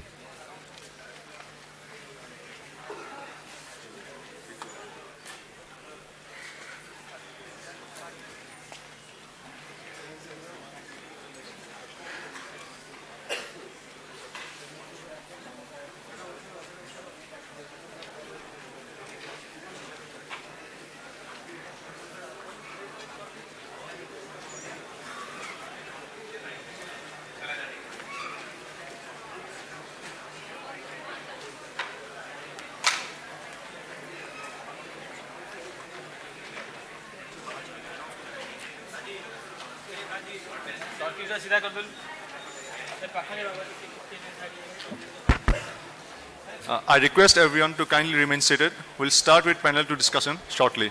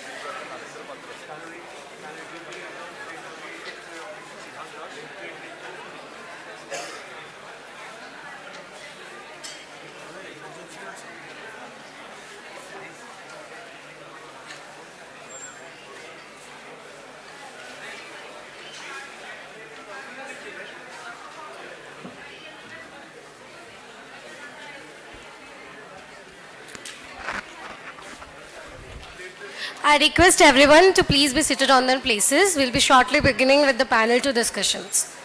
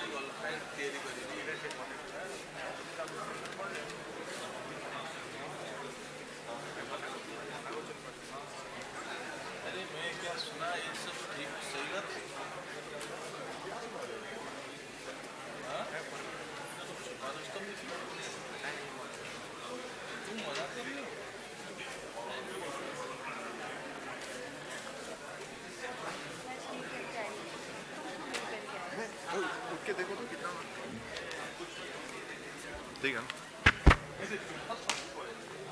और फिर से खड़े रहो मेरा height तो इधर ही और भी बढ़ा सकते तुम मत बढ़ा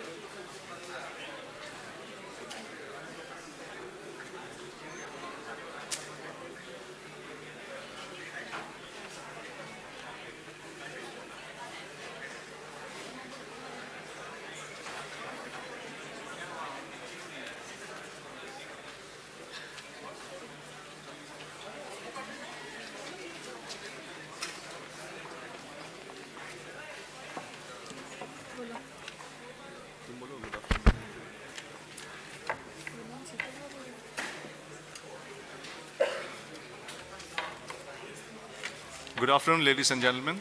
We request everyone to kindly remain seated. We are starting with a panel discussion now.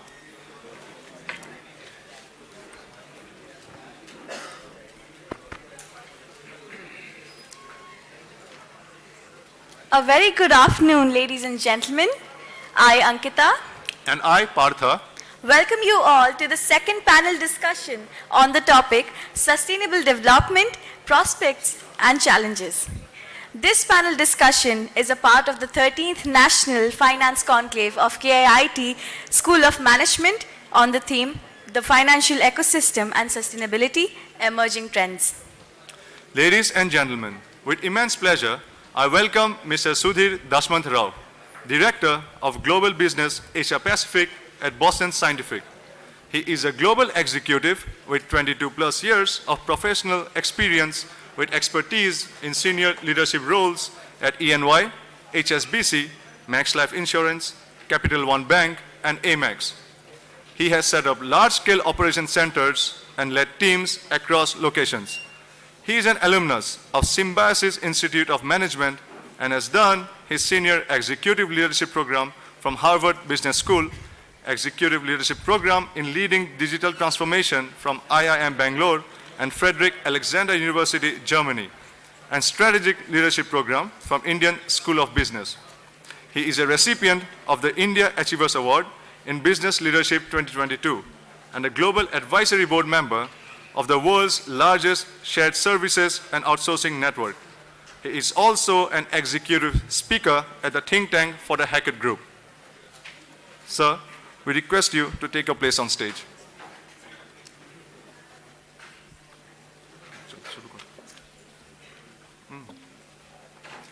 I would like to welcome Mr. Narendra Patra, Chief Risk Officer, State Bank of Mauritius, India. Mr. Narendra brings with him 37 years of banking experience in the domain of credit, corporate banking, treasury, and risk management. Before SBM Bank India, he headed money market, ALM, foreign currency bond issue, and FI products in Axis Bank. He also served as the chief dealer in SBI Frankfurt, overseeing the treasury and funding activities. He is an MSc Chemistry and gold medalist from Utkal University. Professionally, he is an FRM from GARP and a CAIIB from the Indian Institute of Bankers. Sir, I welcome you on stage. It's our privilege to invite Mr. Siddhartha Das, Executive Vice President at UTI AMC Limited. He is a graduate of Economics Honors from Delhi University and an MBA from Xavier Institute of Management, Bhubaneswar.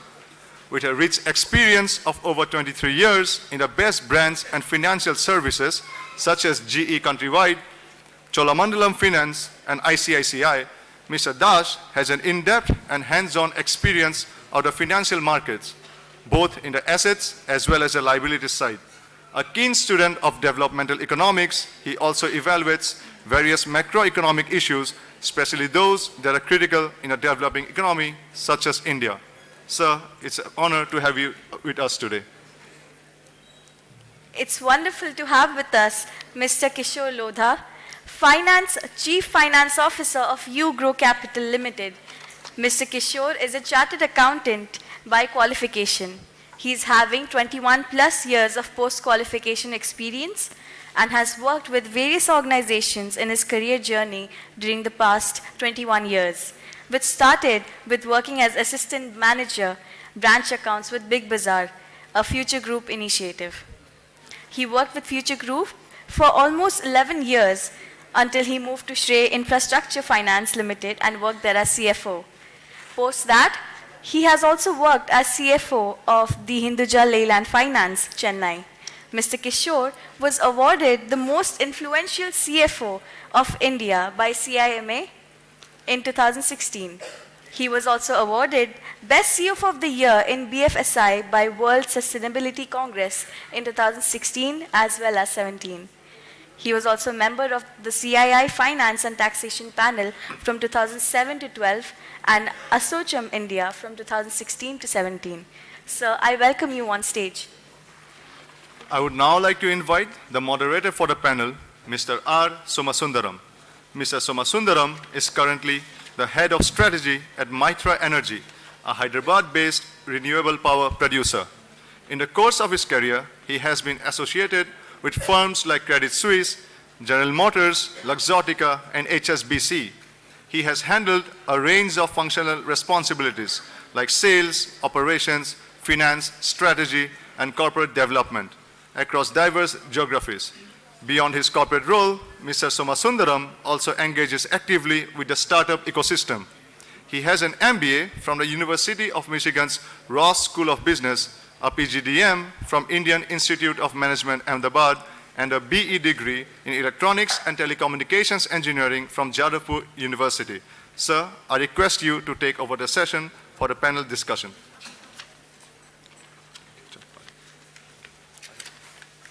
Thank you. So all those at the back who can hear me, raise your right hands, please. Stretch it all the way out. So those who are not raising your hands, I assume you're not able to hear me. Those in the middle, there's a whole bunch of people who are not raising your hands. You're not able to hear me? Across the rows, if you can hear me, raise your right hand high up. Now raise your left hand as well. Both hands together. Give yourselves a nice stretch. Thank you very much. You can lower your hands. It was just a good way to get you guys energized for this session. Yeah?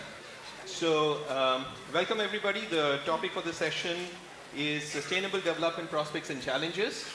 Now, what was I doing when I asked you to raise your hands?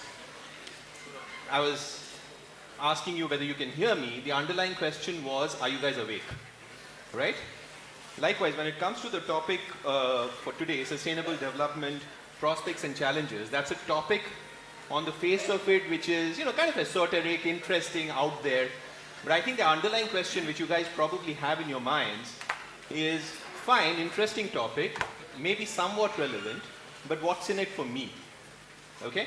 So, in course of the next hour and change, we'll try to, as a group, we'll try to address some of the questions which you may have.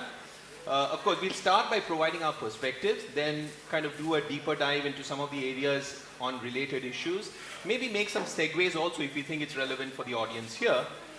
Towards the end of it, we hope to kind of tie it up together by kind of trying to answer the question of what's in it for an audience of young people who are in the MBA program years 1 and 2. What is in it for them to sacrifice a Saturday afternoon, if you will, come here and listen to a bunch of middle-aged gentlemen sitting and talking about stuff, right? So hopefully we get to that in good time. And if we do that, I think it's a job well done, and we would have earned our lunches. All right. So let me start off with this. When we talk about prospects and challenges of sustainable development, I represent an industry which by default, I work in the renewable energy sector. So by default, I'm assumed to represent an industry which is sustainable because it's generating sustainable power, or it's generating power which by itself is not necessarily polluting. That is the default assumption. But once you dig a few layers deeper, you realize that it's not all hunky-dory. I mean, when we can talk about green energy, but it probably has, even green energy probably has side effects which are kind of deleterious, which are kind of damaging for the environment, etc. So when we talk about prospects of green energy, it's great. It's all bright and shiny. But are there challenges related to this sector? Yes, there are. Do they have an effect on the environment which could be negative? Yes, there could be. So, given that context, is it relevant for someone from the renewable energy sector to be part of a conversation like this? Absolutely so. So, those are the initial points with which I would like to set the context from my perspective. I would like to go around to to my fellow panelists. I'll start with Mr. Kishore Lodha to have his opening words or share his opening thoughts as we dive into the talk. Thank you. So I represent a company which does small business financing. Am I audible? So which does small business financing. And incidentally, 3 months back we had done a report, a sustainability report on our company, which was done by Satwa, and SIDBI chairman unveiled that report. So the outcomes of this report were that whatever customers we finance, essentially small businesses we finance, every finance that we did, resulted into 6 additional jobs. So that is the impact of a small business financing that a financier like us is bringing. So it is essentially where we started with. So 6 additional jobs means 6 additional earnings and poverty elimination, and which is a core of this entire discussion. So this is on the supply side, but what we have realized over a period of time, that it sounds good that when we talk about environment, social governance, but whether it makes any business sense. And essentially it has to make a business case for us to continue with any kind of initiative, whether it is environmental, whether it is social, and whether it is governance side of it. Some of it is by force, but most of it has to be by choice, because ultimately if the end goals are not meeting, it is not sustainable. So from where we are starting. So now what we have started observing, that like we are an NBFC, so we borrow and we lend. We raise capital and we lend. So wherever like we are in round of equity raise now, where we are trying to raise fresh equity, and we are talking to some of the sovereign funds. So one of the sovereign funds recently came to India and visited some of our customers. So the primary conditions in our discussion which came into it when they visited the small customers, though they said that they are fine investing in our company, but we should make sure that there is no child labor involved in the small businesses where we are in lending to. So this would be one of the preconditions of their investment in our company, that there is no child labor involved in the companies where we finance, or small businesses where we finance. Similarly, they also put in a condition that, look, we should ensure that the waste management is proper. So now it is making a commercial sense for us, so that we ensure that at our customer end, where we are financing our customers, so we should also be cognizant of this fact, which is marrying with the environmental and social part of it, because now it is the business is marrying the end goals which are this environmental and social. Similarly, like we keep on raising funds from various impact funds. So some, to name a few: responsibility, enabling capital, water equity. These are some of our debt investors in our company. And these are large ticket investors, and they come with a condition. So these are specifically targeted customer which has an impact on either of these two, primarily either environment or social. So some of them are specially directed towards social, like poverty elimination. Some of them are towards water, some of them are towards green energy. So now it is making a lot of commercial sense for us to get into this area, where not only the motive of the organization is not only the profit making, which is there, or the shareholders will, but it will eventually it requires an element of social and environment also, needless to say, the governance to make that achieve that end goal. So this is on the larger perspective. On the smaller things also, as an organization, what we are trying to do, and which many other organizations are trying to inculcate, is that we are now getting into a zone where we'll boldly say that this much of all percentage of our employee strength would be female, this much would be from certain special backgrounds, and which will create a lot of equality. So that is one of the things which will again will have a social impact on this. So probably with this I will pass it on to Siddharth for his comment. Okay, so thank you. I think first I'd like to express my gratitude to KIT University for organizing this conclave. This is very important in terms of exposure to the students here, as well as a very, very relevant topic of sustainability. So many thanks to the organizers. At the outset, I would, before I sound like a socialist ideologue, I would like to clarify that I work in an industry which is very, very closely associated with capital markets, and I strongly believe that sustainable development growth has to happen by growth in the economy, and there are no free lunches, right? So it is a subset. Sustainable development is a subset of sustainable economic growth, and it cannot be a subsidy-driven sustainable ecosystem that we should be looking at in the long term. Having said that, I would like to address the topic of today's discussion, which is sustainable development, the challenges and the perspectives of the development goals that we have. I'll address the challenges first. For me, there are three broad categories into which I would put the challenges that we face in sustainable development today. The first being, is it a long term versus a short term? Now, what exactly is sustainability in a very simple term? Sustainability essentially means how are we taking care of our requirements in the near term, in the short term, such that we are not impacting the requirements for the future generation. So, very simply putting it, sustainability can be defined as such. So, it is a trade-off between the short-term requirements versus the long-term. Now, how do we look at this?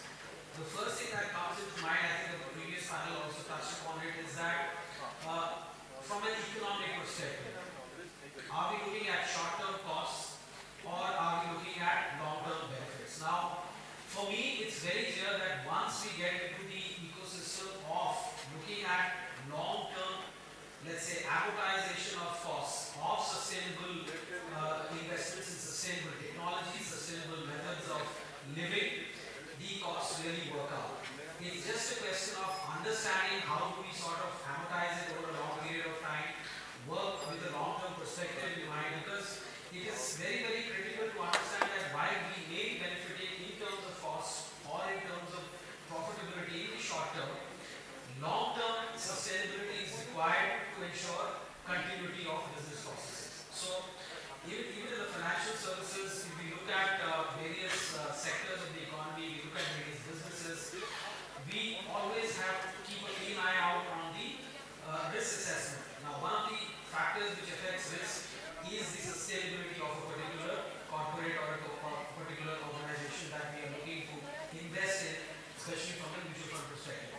So, it is a trade-off between short-term and long-term, but one has to keep a sharp eye on how do we look at long-term goals and ensure that we are meeting our short-term requirements at the same time. The second challenge, and I think this is the elephant in the room, which for me, any discussion on sustainability cannot do without, is that of population. Now, if I don't know, I think most of us would have read in class 10 basic economics textbooks of NCERT. Labor is one of the factors of production. Okay, but I would qualify it a little more. I would say quality labor is a factor of production. Now, there are a lot of you are very, very privileged. All of you are very privileged to be studying in this university, giving you so much of exposure, giving you a platform to build your career upon. But what is the percentage of the Indian population who is this privileged? So, it is important to understand that quality of labor, quality of the population is very, very critical to ensure sustainable growth and development. I would also like to add here the fact that if you look at the overall population of this country, are we looking at the growth of the economy? Are we looking at creating jobs for them in the long term? Are we looking at creating quality jobs for them? Are we wanting to turn ourselves into a gig economy? Is that the case? So these are policy matters which I think the government and policymakers need to keep a sharp eye on. And population is definitely a big factor which will impact sustainable development. Pressures of population, pressures of a low-skill population growth will be a big impact on the overall sustainable development of the country. The third thing, and I think we are having this conclave at a time when the COP27 is happening at Sharm el-Sheikh, and one of the things that the Secretary General recently mentioned is a new term called greenwashing. Now, what is greenwashing? Greenwashing is essentially a term which has been coined to define various goals, sustainable development goals that have been taken, without really active steps that have been taken to achieve them. So you have the cities, you have corporations, you have various countries taking goals to have zero emission targets by a certain year, but there is nothing which is concrete at the ground level. So that is the third challenge that I think the overall sustainable development ecosystem faces currently globally. And this is again something which is more of an intent and from a regulatory perspective, maybe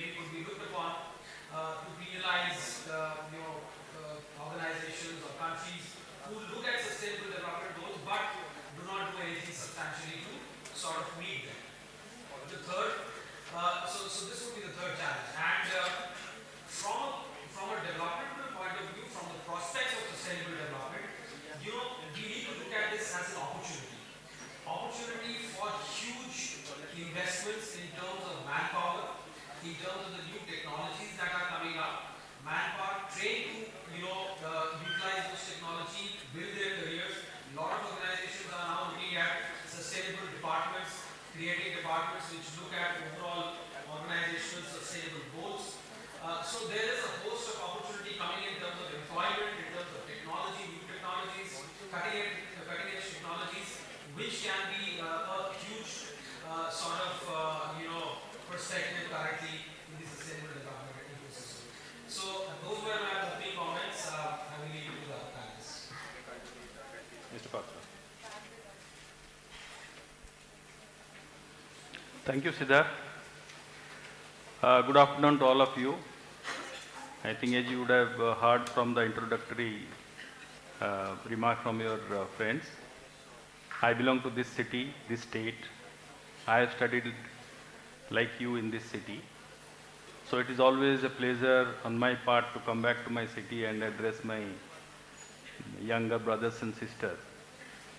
And I thank Keats for inviting me to interact with my younger colleagues, your younger friends. I think this is the second time I am coming to this event, maybe after 9 years. So it's always a pleasure to be with all of you. Coming back to today's topic, when we talk about sustainable development, it is very topical, very relevant. But let me give a slight twist to this. Is this something, a very new concept which we are trying to debate, deliberate on it? If I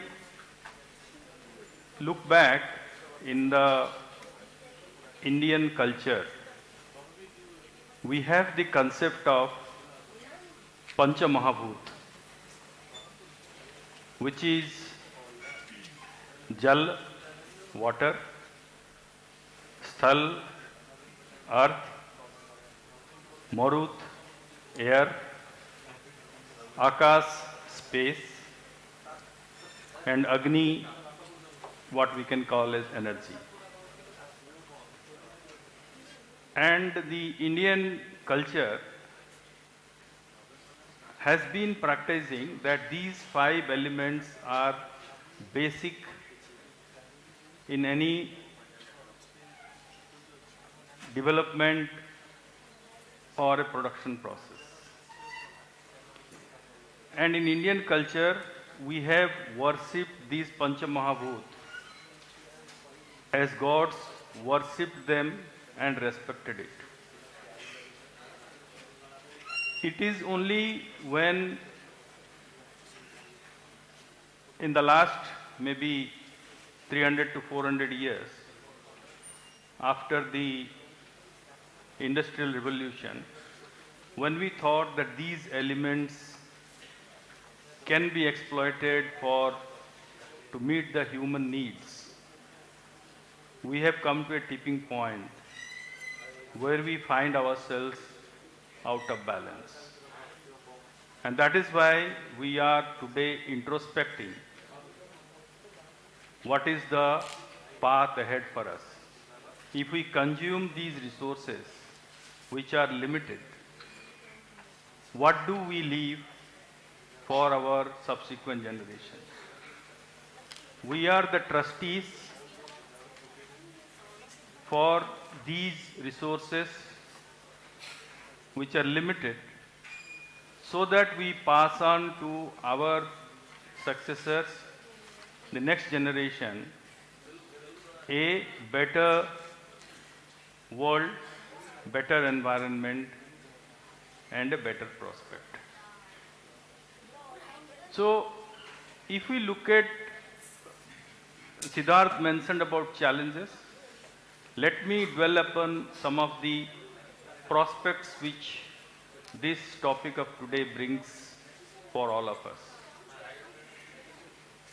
So in the previous panel also, I also heard a few questions where the expectation is that somebody should do something to work on this concept. I will come to that. But prior to that, as a risk manager, what we try to do is that to build a risk culture in the organization. What does this risk culture means? To create awareness about a risk which we are facing. Today, the sustainable development is a risk that we are facing, all of us. So today, now that a institution like KITS is putting this as a thematic topic, is itself a manifestation that the awareness of this risk is there. Once we have the awareness of a risk, the next step is to see how to identify it, how to assess it, then how to mitigate it. Then after the mitigation, how do we govern this? I think there was a panel question that in the previous panel, how do we audit these initiatives? So that has come to the governance measurement part of it. So when we all are aware that this is a risk, we generally try to look at solution outside us. What government can do, what policy can do, what private sector can do, what industry can do. But I think the charity begins at home. We need to understand that all of us do contribute to this problem, and all of us need to share to solve a part of this problem.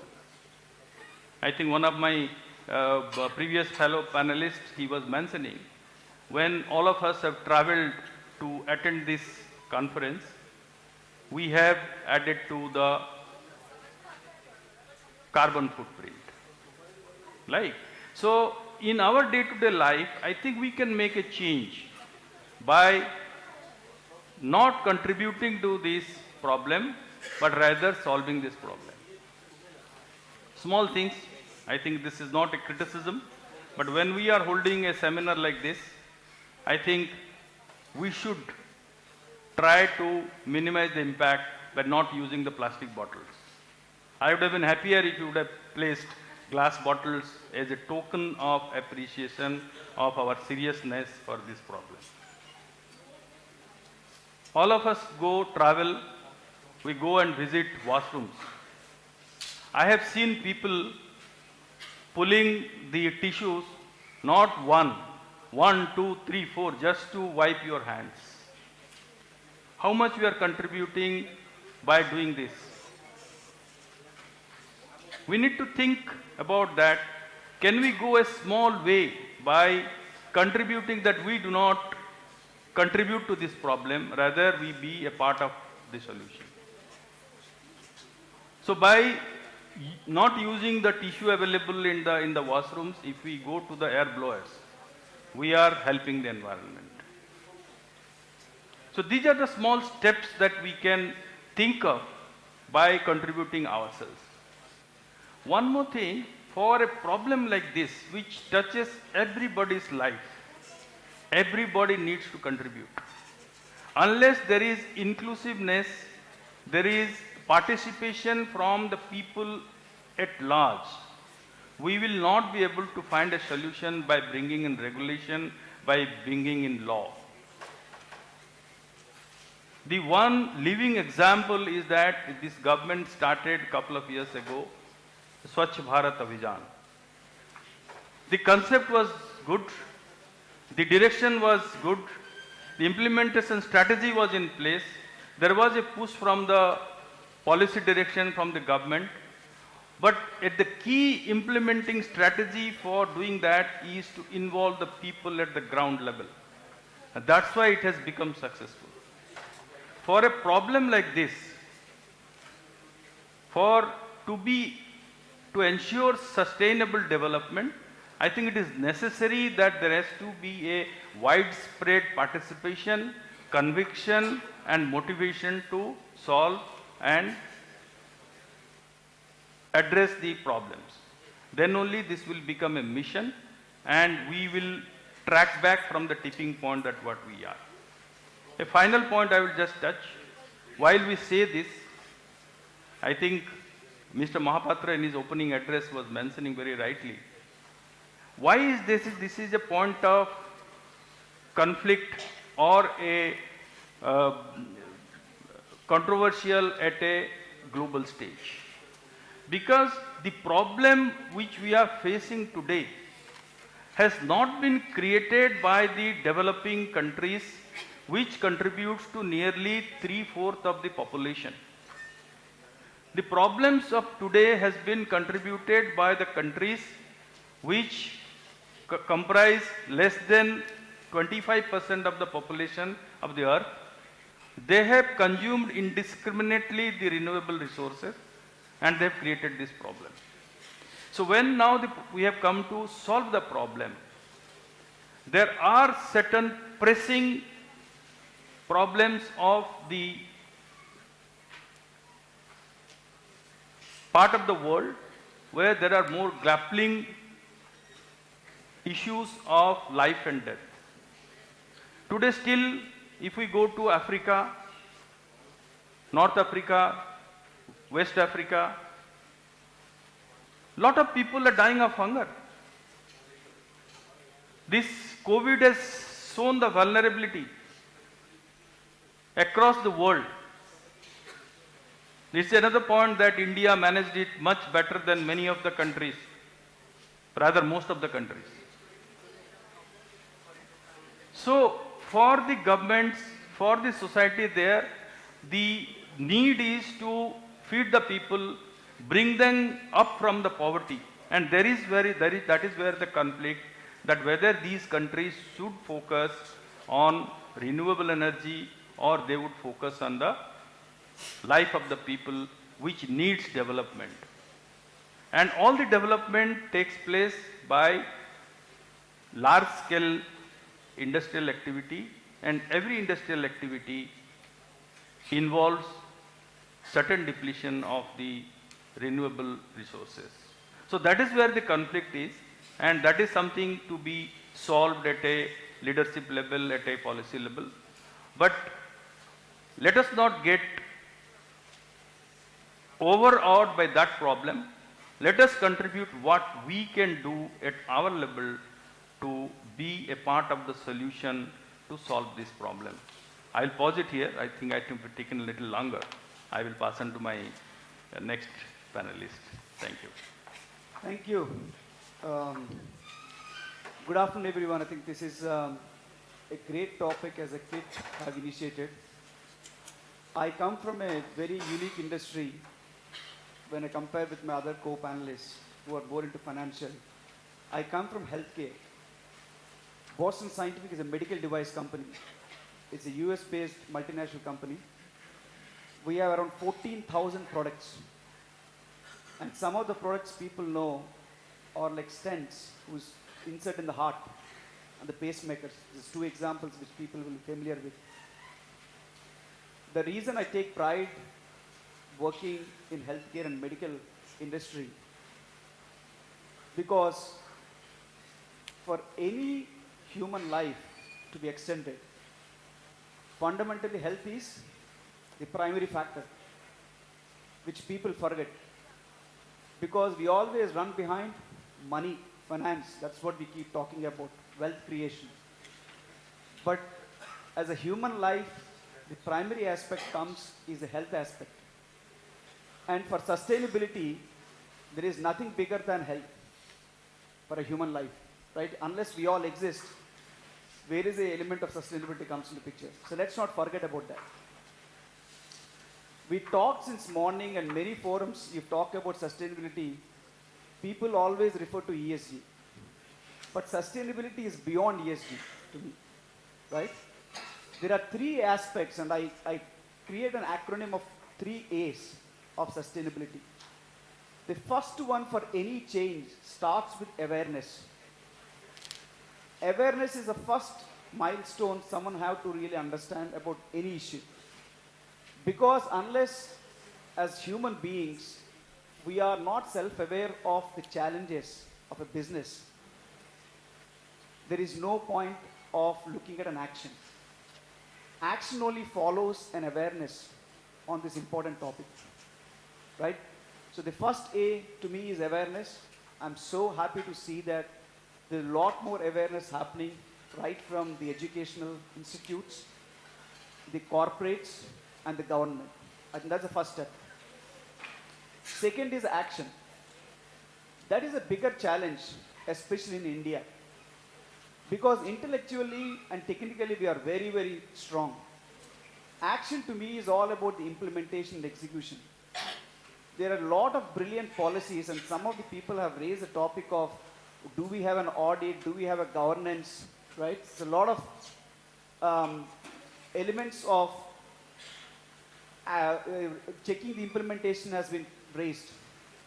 But the action is all about converting the policies, converting the procedures into execution.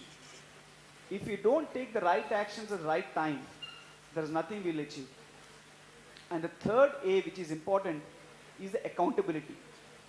We talk about governance, we create nice frameworks. And if you talk to consultants, there are a lot of ESG consultants, and I myself worked in one of the big 4 consulting firms. We create nice, great presentations, we talk intellectual, but the important point I want to really stress upon is driving the accountability at all levels. As an individuals, we are responsible for everything we do, whether we are working as a corporate citizens, whether we are a citizen of a country, or a part of an institute. The important element is driving the accountability.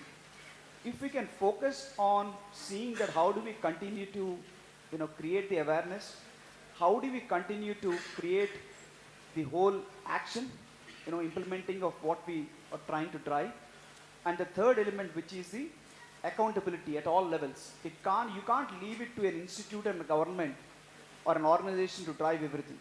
So each of us play a valuable role, a vital role on this.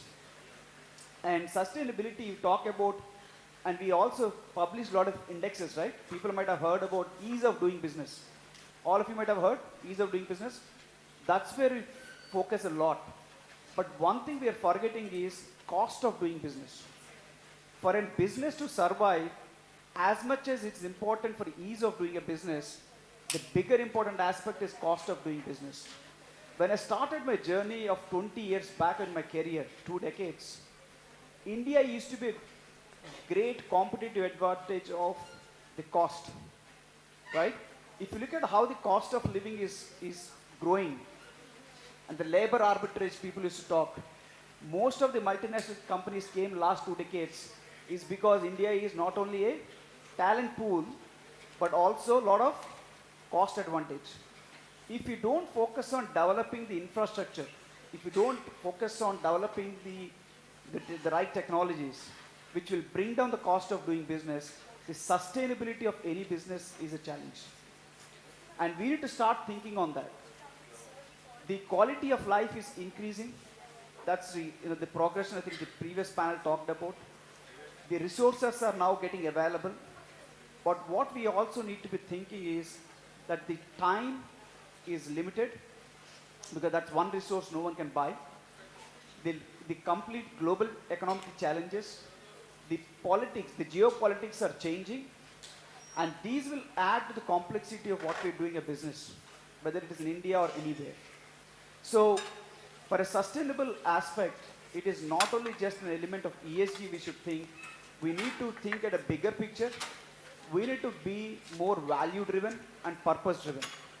And we should not get into a situation where, whether it is an audit or a quality or whatever checks we do, it can't be just a tick in a box, right? For the sake of doing, we should not be doing.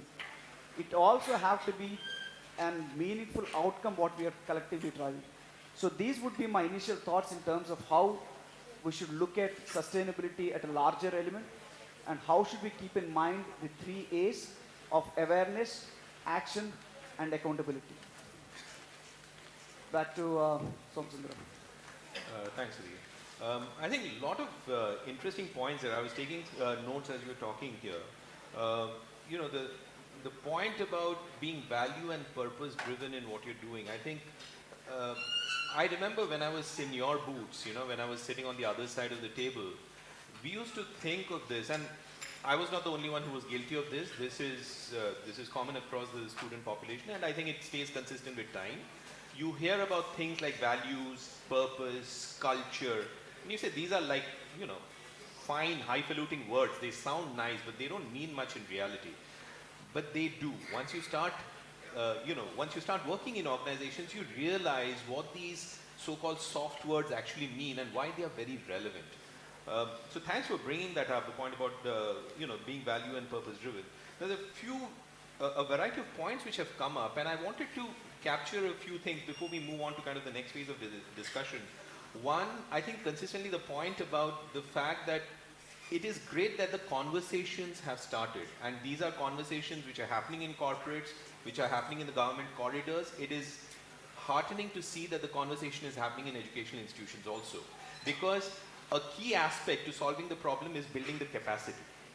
And the building of the capacity to solve the problems can happen starting from educational institutions, because the people we are training today are the ones who will be hands-on involved in solving the problems tomorrow. So I think that aspect is to be applauded, it is to be appreciated, that we actually have a conversation on a topic like this in an institution or in a setup like in this auditorium in KIIT. That's the first one. The second, which I saw in the earlier panel discussion as well as this one, is sometimes a reference to what we are doing and what's happening in the larger world. There is this interesting point which I had read about the fact that if there is a pollution, if there's pollution being created in some place, let's say there's fossil fuel being burnt in one place, the pollution doesn't stay restricted to that area. We know what's happening in the Delhi NCR region. Sudhir has flown in from there. The crop burning is happening in Punjab. The pollution and the impact of it is being felt by the population in Delhi NCR. And that happens at a global level. People in Singapore face the problems due to issues that, due to crop burning related to palm oil cultivation or palm cultivation in Malaysia. So it's not a domestic problem, it's a global one. And once you let these pollutants out into the air, you can't control it saying that, okay, it'll stay in the ether just above my country. It's going to go globally.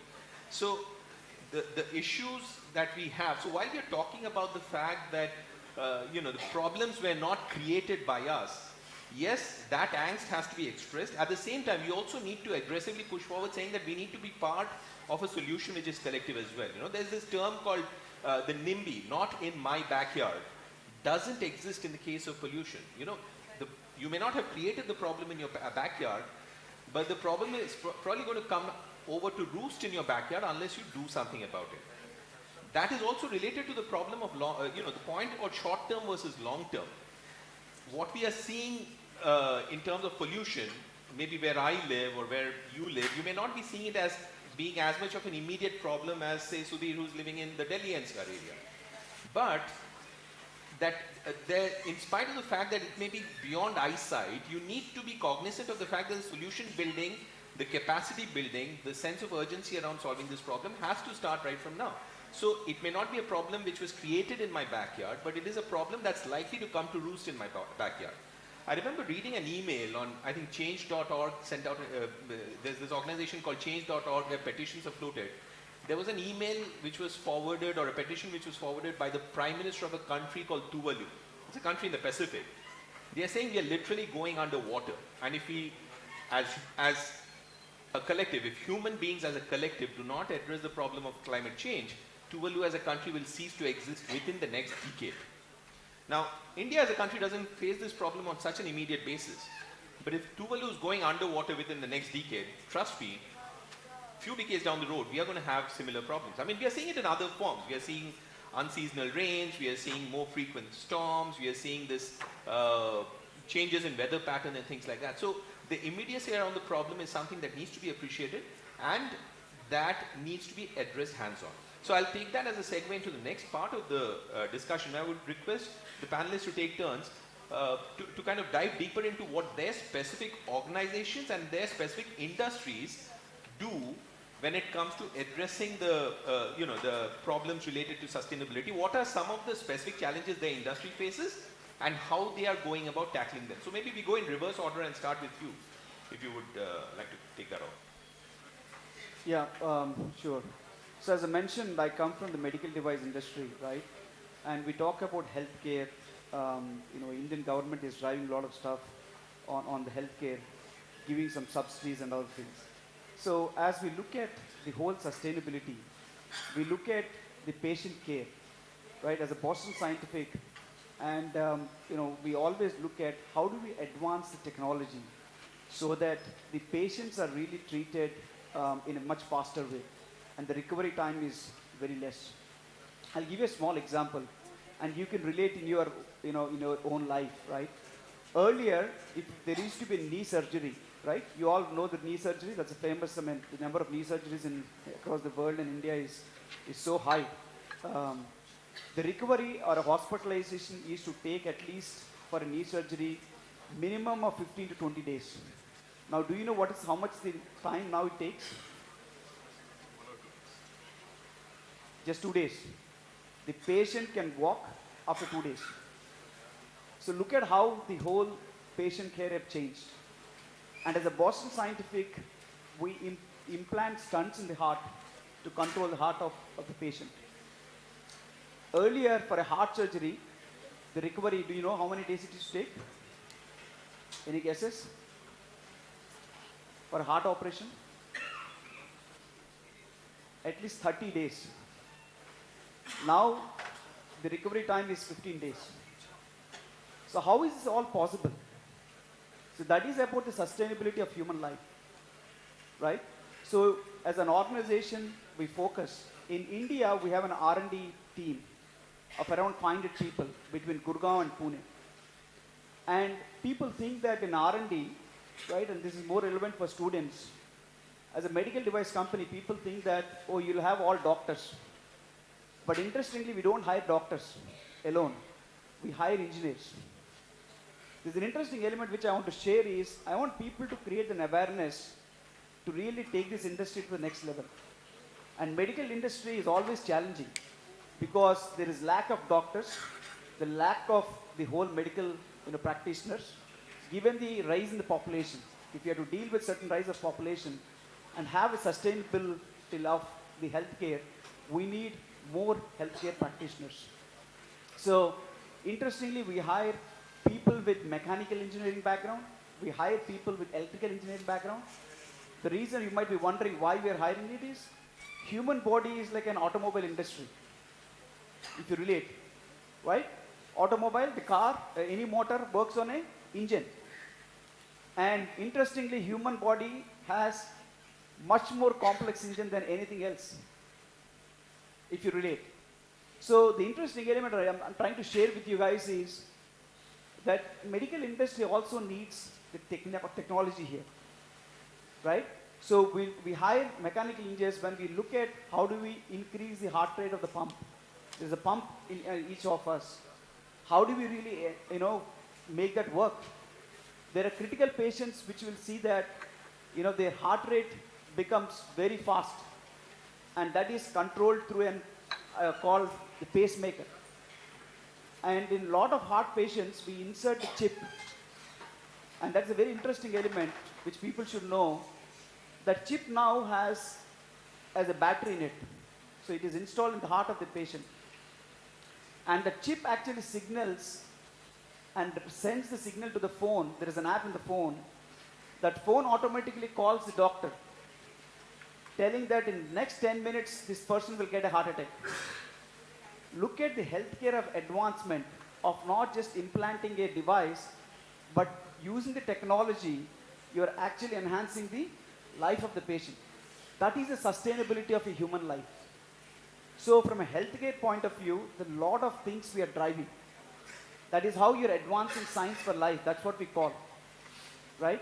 And that is much more important. Given the complexity of the diseases what we are seeing, right? COVID is a classic example. In last 2 years, across the globe, close to 15 million deaths happened. 15 million across the globe, right? And look at how quickly the medicine have arrived. So for a sustainable human life, not only the education, health becomes a prominent aspect. To see that we have a healthy business, we have healthy people, taking this to the next stage of, aspects. So the reason I'm just sharing this is create more awareness of, how these sustainability element is not only just from a business context, it is also of a human life context which runs the business. But that's the whole point I want to share. Mr. Papa. Thank you, Sudhir. I think I will take from where he left. I think this COVID has impacted the life of not only individual as also of the various industries and the ecosystem as a whole. This COVID has helped the BFSI sector in one great way. One benefit out of the COVID is that the acceleration in the digital initiative in the entire BFSI sector. So,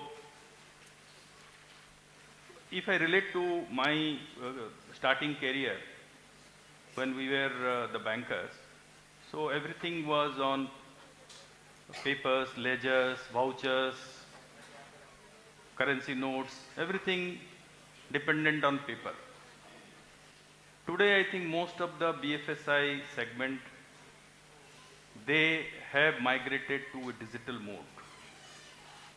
So that in a big way has helped our dependency on paper.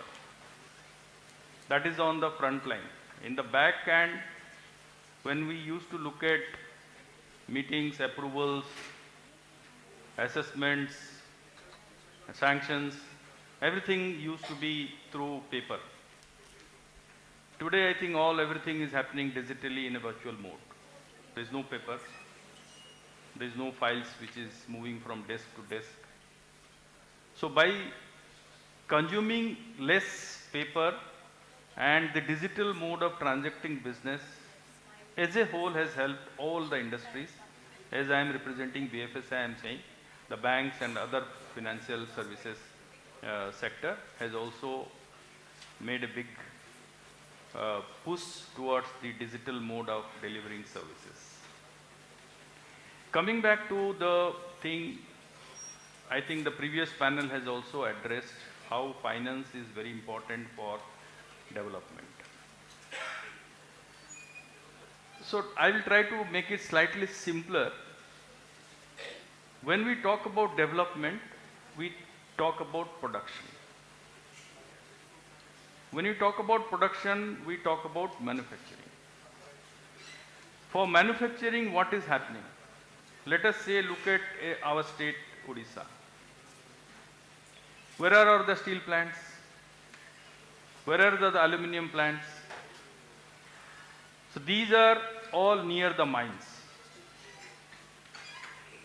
Where are the mines? Where are the minerals? All the minerals are under the forest.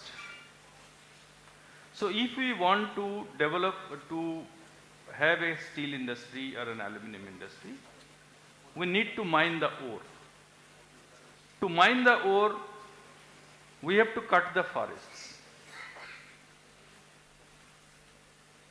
So what do we do? When we say that we will cut the forest to balance the impact that it makes on the environment, we ask the company to regenerate the forest. But when we cut the forest, that forest is maybe 50 years old, the trees are 50 years old, 30 years old, 40 years old, maybe more than that. How much time it will take even if we regenerate the forest? And what kind of quality of the forest? That is where the imbalance in this carbon emission is coming. So as bankers, what we do, that we have categorized industries which contribute to this problem more than others. And every bank forms a policy that how much they will lend to such industries which create imbalance in our carbon footprint. So first, there is a policy of like industries like, let's say, tobacco, liquor manufacturing, industries which involve child labor, the industries which are in the area of arms and ammunitions. I think Mr. Mahapatra was referring to war. War doesn't benefit anybody except one industry, which is the arms and ammunition industry. And that is one of the biggest industries, and that is one industry which has a very, very significant impact on the geopolitics. So, as banks, we have categorized industries which are no-go for us, where we don't want to finance. Even if we want to finance some of those industries which are polluting, but which are necessary for economic development. Let us say chemical industry, pesticides. So these are necessary, but these needs to be having a very controlled governance structure for their beneficial growth. We don't want them to go out of hand. So when we finance the industries like this, what we have is a report called Environmental and Social Impact Study. Whether these companies have right governance frameworks to reduce the impact on the environment. Let us say if we are financing a pesticide unit, how they are directed, whether there is a misuse of the pesticides, whether this pesticides transportation from the factory to the user is appropriately governed, the production is appropriately governed, effluent treatment takes place properly, so on and so forth. Similarly, if we want to give finance to a mining industry, to a manufacturing industry like steel or aluminium, we'd like to see that what are their policies for labor displacement, labor rehabilitation, maintaining the ecosystem, not vitiating the local culture, local ecosystem. These all captured by the environmental and social impact study. So this is how the finance is controlled or rationalized to the industry which contribute to which are actually impacting the ecology, ecosystem.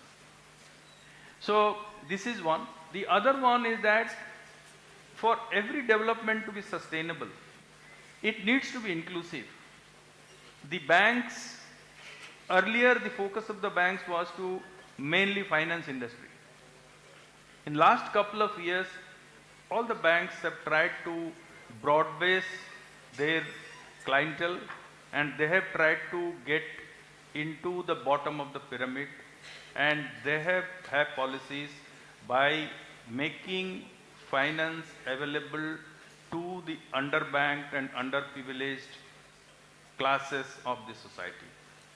That is where you see the growth of the microfinance institutions, the banks lending to the microfinance institutions, banks going to the nook and corner, and that is what has helped in the digital revolution, and that is how have made the people aware of the banking services, banking facilities, and that has helped in the overall inclusive economic development.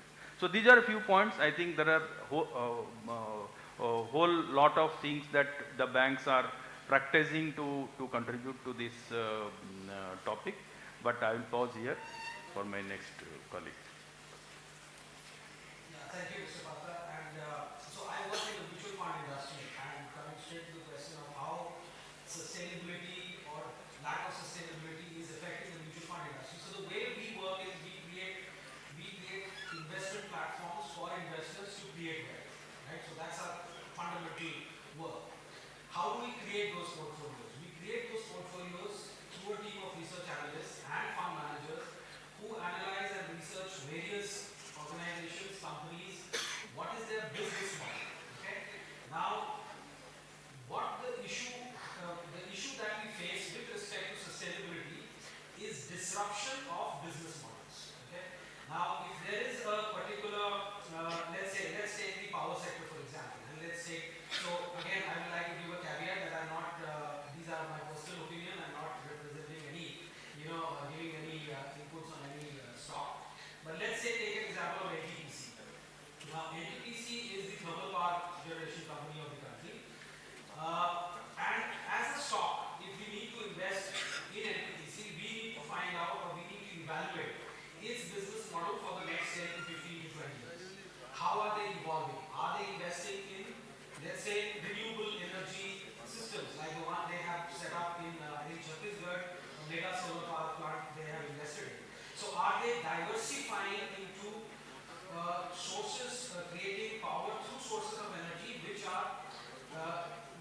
sustainable and which can sort of take care of any disruption in the business model that they may have over the next 10 to 15 years. So our impact from the investment perspective is to ensure that we iron out any volatility which might happen because of change in the business model, because of changes in sustainability goals of the organization. The other thing is that which impacts business model is that of regulation. Now this is where, for example, I'll give you an example of the regulation in the automobile industry, where the government decided that right from BS4 stage it has to leap from the BS5 and go straight to BS6. That had impacted a number of organizations in the automobile sector, and in automobile sector you have a host of ancillaries as well, right? Auto ancillaries. So it has a deep, profound impact on the entire auto ancillary sector in terms of a regulation that the government has sort of introduced. So regulations which are predictable, regulations which yes take care of the environmental aspect, but also which do not lead to a huge volatility in the business model is one of the challenges that we face in the mutual fund industry, because we are an investment sort of industry. So that's the challenge. How do we look at it? I think all mutual fund industries are taking baby steps to have an ESG sort of analyst also in place. We have also invested in a couple of ESG analysts in our research team. This is the first time that ESG analysts have come in, and in fact that is one opportunity for each one of the young students of finance in this university. So ESG analyst is an opportunity which is coming in. They evaluate what could be possible impact in terms of business model volatility of organizations, of sectors in an economy with respect to ESG guidelines. So this is the impact from the mutual fund perspective. I'm sorry, I'll just take one more minute. I think Mr. Patra, the other thing is that Mr. Patra works as the fundamentals of financial sector, which is essentially risk. Risk is what determines the pricing of any financial product, whether it is an investment product, whether it is a retail loan or whatever it is. So, the risks associated with environmental, volatility, the environmental regulations is another thing that we need to be aware of, conscious of in the BFSI space. Thank you. As I said earlier that I represent a company where we do small business financing.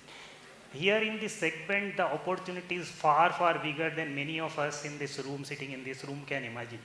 So number of MSME in India at this point of time is 6 crores. So imagine the kind of impact it has on the economy, it has on the society, it has on the overall setup of our country. And if we go by the numbers, the next 4 years, the number of MSMEs in India would be 10 crores. So 10 crore MSMEs would be existing in India within the next 2 to 3 years' time. And this is the kind of impact that it will have on the overall setup of our economy, our environment, our society. So the opportunity is humongous. So the number speaks for itself that what kind of opportunity we are talking about. The challenges are equivalent. So the larger is the opportunity, the larger are the challenges. The one of the larger challenge segment we deal with is disruption. So to give some of the examples, like Kirana is now identified as an MSME. Now the biggest challenge now, in our earlier days, there were only a nearby Kirana shop where we would go, we will bargain and we will buy. Someone who would give cheaper, we would probably go to that shop rather than going to the other shop. Now in the changed environment, the Kirana shop, whether many people start even questioning that whether the Kirana shop will exist in future or not. So this is the larger question that has come up. It is not because of, many people believe that it is because of capitalist environment that we are living in, the world of Walmarts or world of technology that is coming in. Technological integration is inevitable, whether we like it or not, whether it has negative impact or positive impact, it is likely to happen. But it is also on the social side. Like earlier, people used to, if you look at even take a typical Kirana store or a small market, people used to take a walk in the morning and go and do their daily buying. Now people love to go to their app and put the order. Now this essentially is putting out the existence of the Kirana shop, existence of Kirana shop in danger. So whether how it will happen, only time will tell. Something new will evolve. Probably these guys will also evolve and learn to live with these new challenges. To give a typical or correlatable example, when computers came in, many of the people felt that the employment will be out of place. So we will have loss of employment because a computer can do 10 times faster or bigger things than a human being can do. But the results were quite opposite. So probably time will tell, and probably these industries will learn to navigate through this environment. And there are no right set of questions. Probably right set of questions are there, but the right set of answers are not there. The other challenges these industries face is that they are pretty unorganized. So you go into small town and small shop, you will find every kind of problems. You will see that a child who is 9-year-old is working in industry which is dangerous. So which is diamond cutting industry, which is essentially you will find many people who are in the age group of 9, 10, 12 years. So that kind of risk this industry is having. Slowly these things are getting addressed. This is getting addressed by various ways. So one of is that social intervention. So a lot of social awareness is being spread by various forums. It is by government, non-government organizations. So the awareness that is helping in terms of addressing some of these problems. Other is by force. Like as I said in my earlier example, that when we are financing any small business, we are making it sure that they do not employ child labor. So this is by force, but I think this force is not sustainable. More is the awareness and benefits that will sustain these kind of challenges. The support which in the earlier panel, which I felt, though this is my personal interpretation, I don't know where what is the opinion of this room, is that the support is not that much from the government, but my experience or our experience from BFSI sector is that a lot of government initiatives are there as support. So especially when I talk about MSME, government has created special programs, special funding needs, special laws to support this MSME financing. MSME, if you are categorized an MSME, you will get funding, you will get it at a cheaper rate. There are tax advantages coming up with the scale of industry. So a lot is being done from all the stakeholders, whether it is government, whether it is the organization, and whether it is the general social institutions, whether it is media, whether it is NGO, whether the educational institutions. So everybody is taking part in that journey, and I am quite hopeful and positive about the way we are moving. Only challenge where which is far bigger and where probably a lot of changes are required is the social imparity. In India now 1% of the population hold about 73% of the wealth. 65% of the population is holding less than 2% of the national wealth.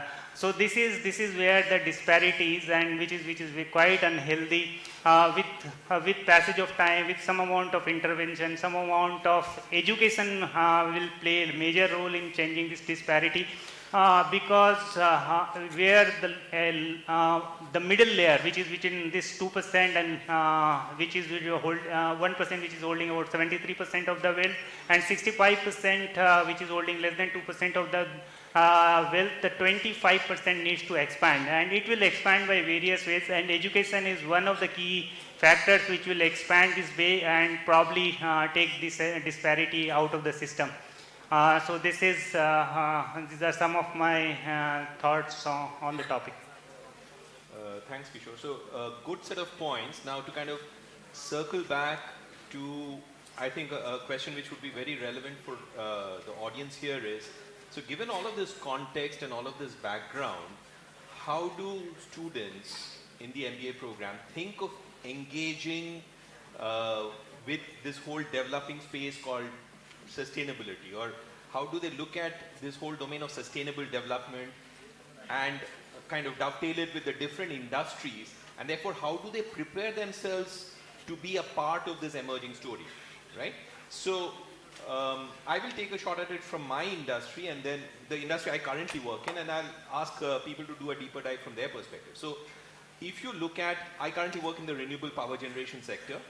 If you look at the value chain, which is there in the renewable power sector, it starts with companies which prospect for opportunities of power generation, which is a good site for setting up a wind farm, what are the good areas for setting up solar farms. Loosely speaking, I'm giving you like a fairly generalized thing, right? So there are companies which specialize in that kind of activity. Then you have companies which manufacture products, whether it's wind turbines or solar panels and all the associated paraphernalia. So those are the manufacturers. The third would be the power producers, those who actually buy these things, install them, generate power, which they supply. So the product they are producing in a sense is the power itself. And to make all of this happen, you have the financing institutions of different kinds. You have the equity investors, you have the debt providers, right? You have the institutions which provide project financing for these projects to come together. Associated with this whole funding cycle, of course, is the analysts of various hues and shades who evaluate the projects and pass judgment on or pass a verdict on whether a project is bankable or not and what kind of risk factors they see, etc. Basis which the lending institutions, they use that, I shouldn't just say basis which, but which is one of the key bases for them to decide whether a project is worth lending to or worth investing in.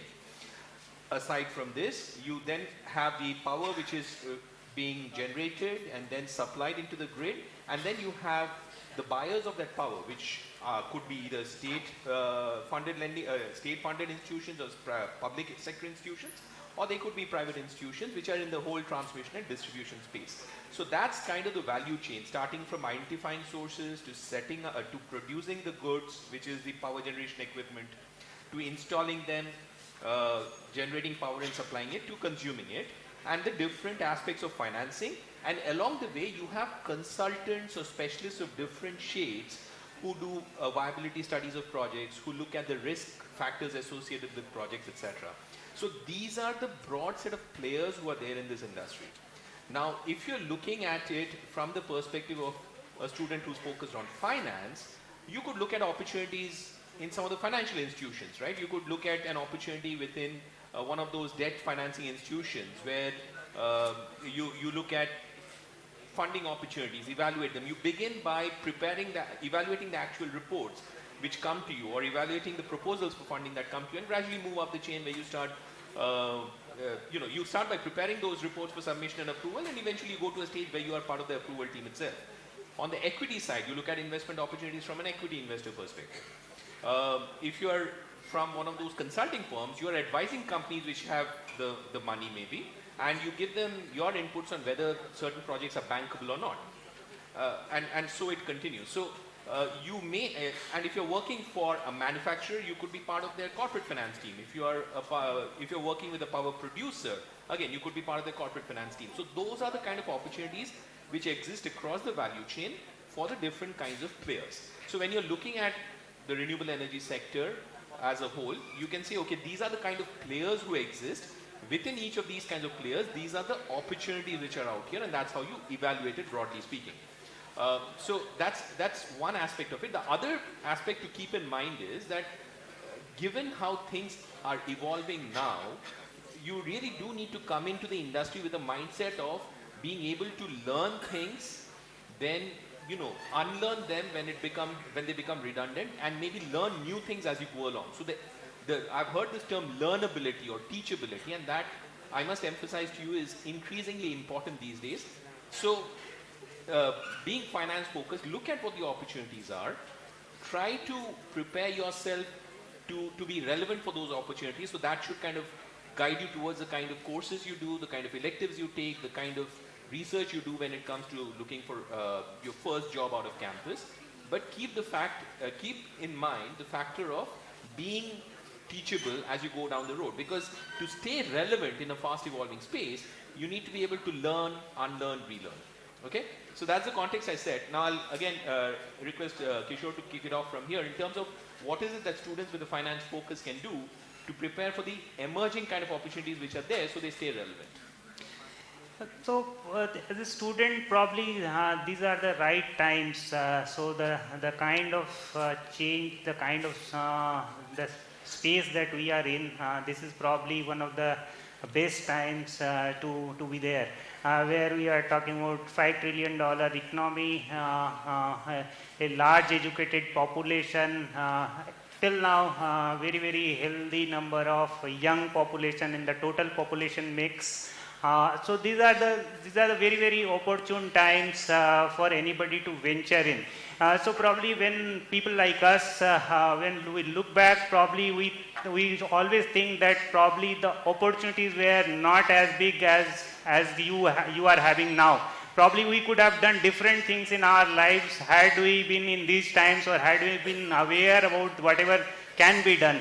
So probably these are the times where these are the times which are very opportune in terms, especially in terms of Indian context, where we have a very highly growing economy, where economy growth is slated to be in excess of 7 to 8% in next 5 years. We will be the third or fourth largest economy within the next 5 years. And a lot of innovation has to go in where the people like you can come in and pitch in. So young guys, every day you look at startup enterprises. Most of these are done by some young chap coming out of some B school or some colleges and making it a $1 billion venture in no time. So these are, we have seen in last 2-3 years, this is the event of the day. Like now we don't get surprised if we get to know that a 25-year young guy has built a business of $1 billion in 2 years' time. So in our time, when we were 25, we have never heard this kind of, these were completely out of the ecosystem.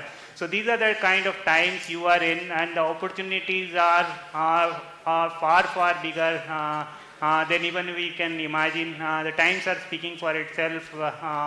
So I leave it upon Siddharth to take this discussion forward. Yeah, so taking off from what Kishore said, I think we are living in very exciting times. So we have to first of all look at this as a huge opportunity for each one of us. And this is, as Soma said, this is a time that we need to skill up.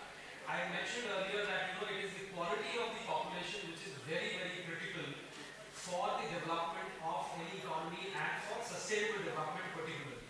So this is the time when I think each one of you need to skill up, and specifically with respect to finance, I think the angle of sustainability in terms of sustainability audit, sustainability projects, that angle is now very real in any report of any financial report that comes out.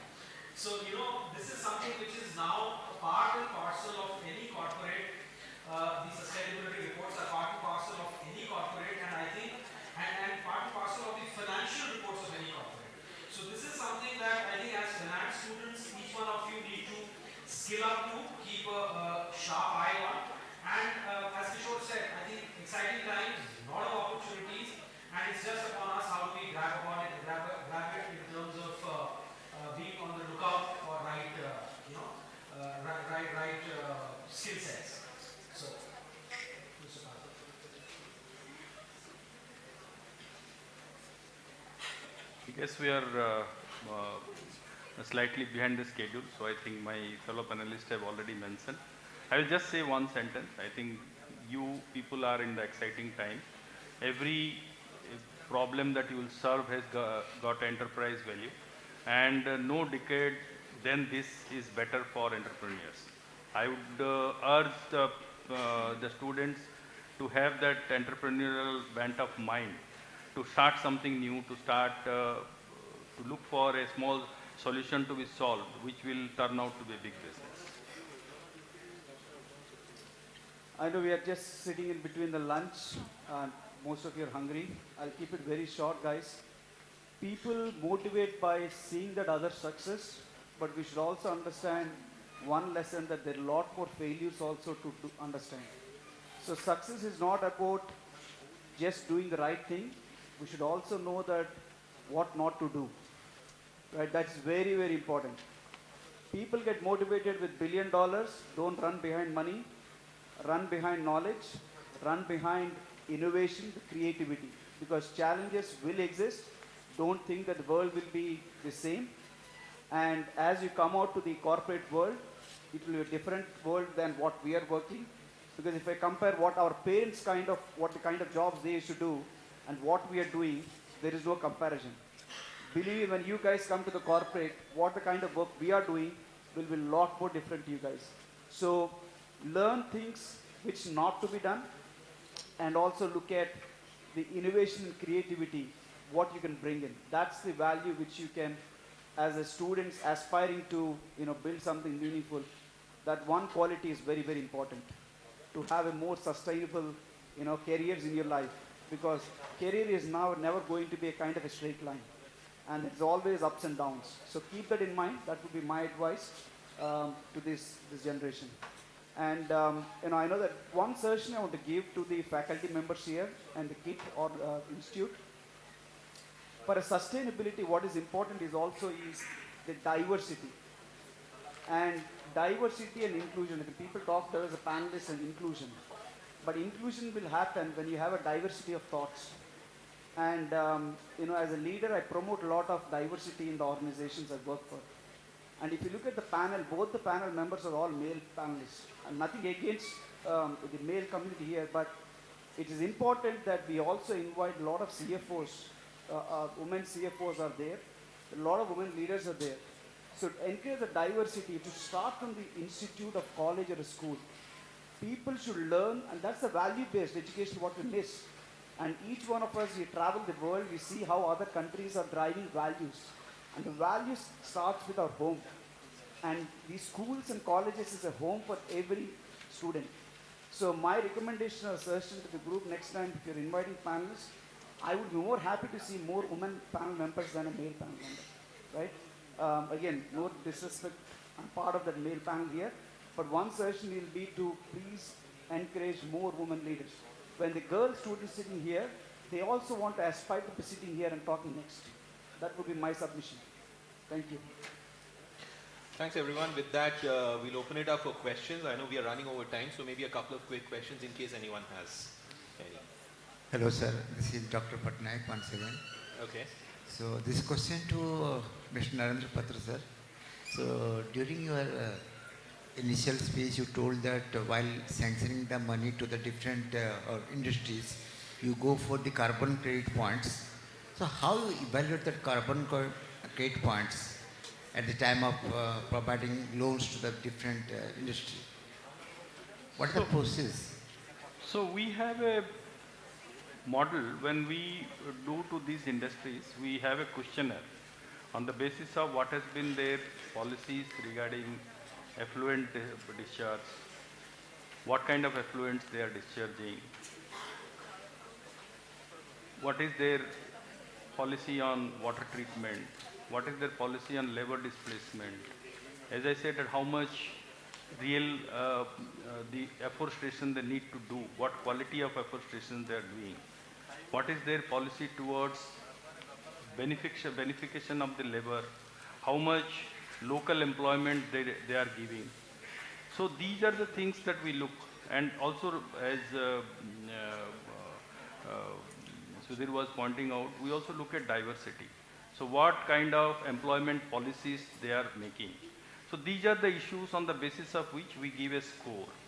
And wherever we find that these scores are not coming up to our benchmark, we sit with them, act on an action plan that by what time frame those things will be achieved. So Okay, these are the these are the part of compliance document Yes, which yes, you said. yes. So if there is a possibility of manipulation also. Is there any check, cross check? See, today we haven't come to that stage. See, the business of banking and client relationship depends on how much that you trust them. So as the previous panelists were also saying, in the Olam case, they are having a disclosure on what is their environmental sociality responsibility. Okay. So similarly for these companies also, we want them to get those things disclosed through a board disclosure. So we assume that if the board is not competent enough and not transparent enough, as a banker will not be comfortable. So that is the basic foundation on the basis of which a banker and a client relationship starts. If we don't believe on the board, so there is no question of financing them whether they are ESG compliant or not non-compliant. So that is the basic framework on that what we work. So it is not that you distrust them and you only get comfortable only when a third party audit takes place. Third party audit also takes place as a supplementary comfort to the banker, but we basically lay more of importance on the structure and the efficacy of the board governance. Thank you, sir. Any others? Yeah, I can see a couple of raised hands. Good afternoon, everyone. Myself Satya Prasad from MBA1. So my question is, can we expect with more sustainable orientation, there will be reduction in financial crisis and frauds in business?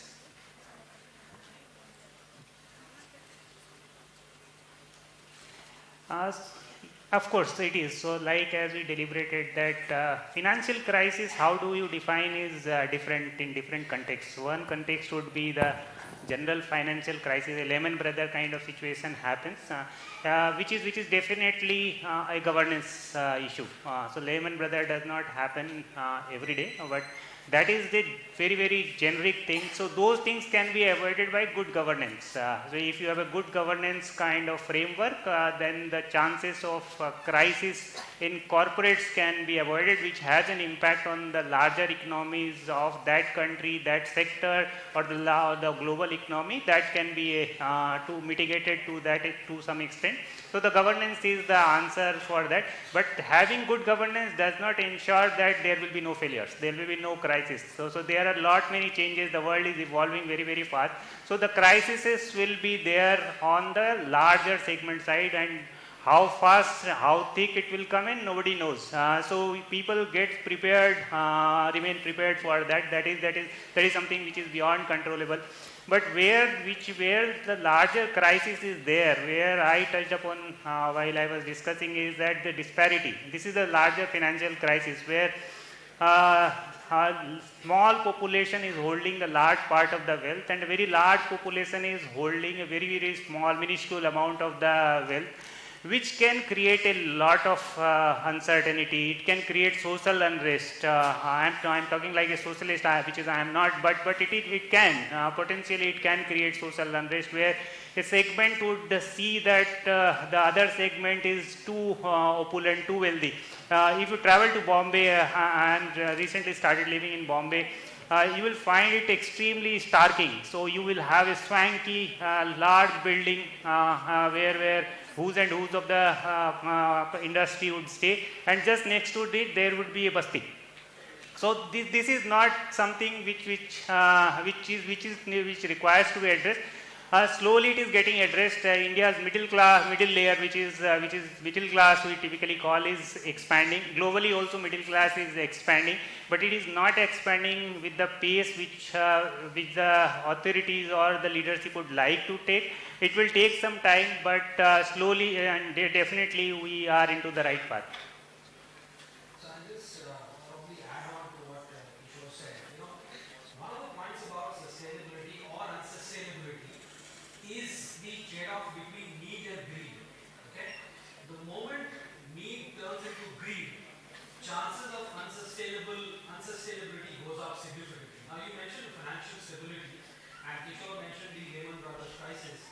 It was a classic example where greed overtook, the financial models, the prudent financial models, and we kept on, increasing the size of the junk that was there in the financial system, which eventually burst. Okay, so the balance between prudent financial models and the requirement of, cost-effective mechanisms of delivering profits is very critical. It is also very important to ensure that these models have there are checks and balances to keep these models healthy. The moment the intent of the entire system gets corrupted, chances of unsustainability goes up significantly. Okay? So yes, if there is sustainability, financial stability would be there.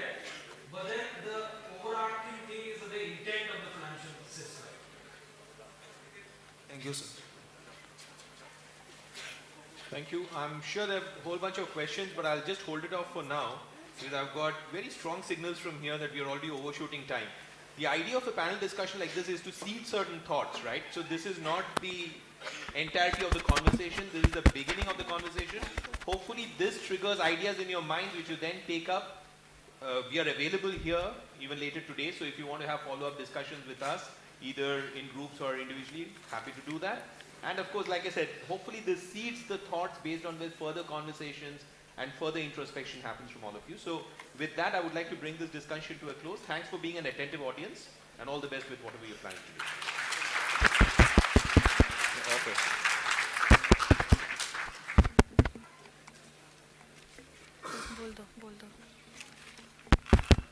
Thank you, sir.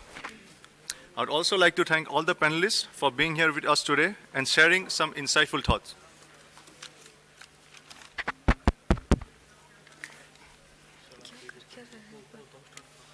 Now, I would like to invite Professor Sumita Mishra Ma'am, Dean, KIIT School of Management, to felicitate our esteemed panelists.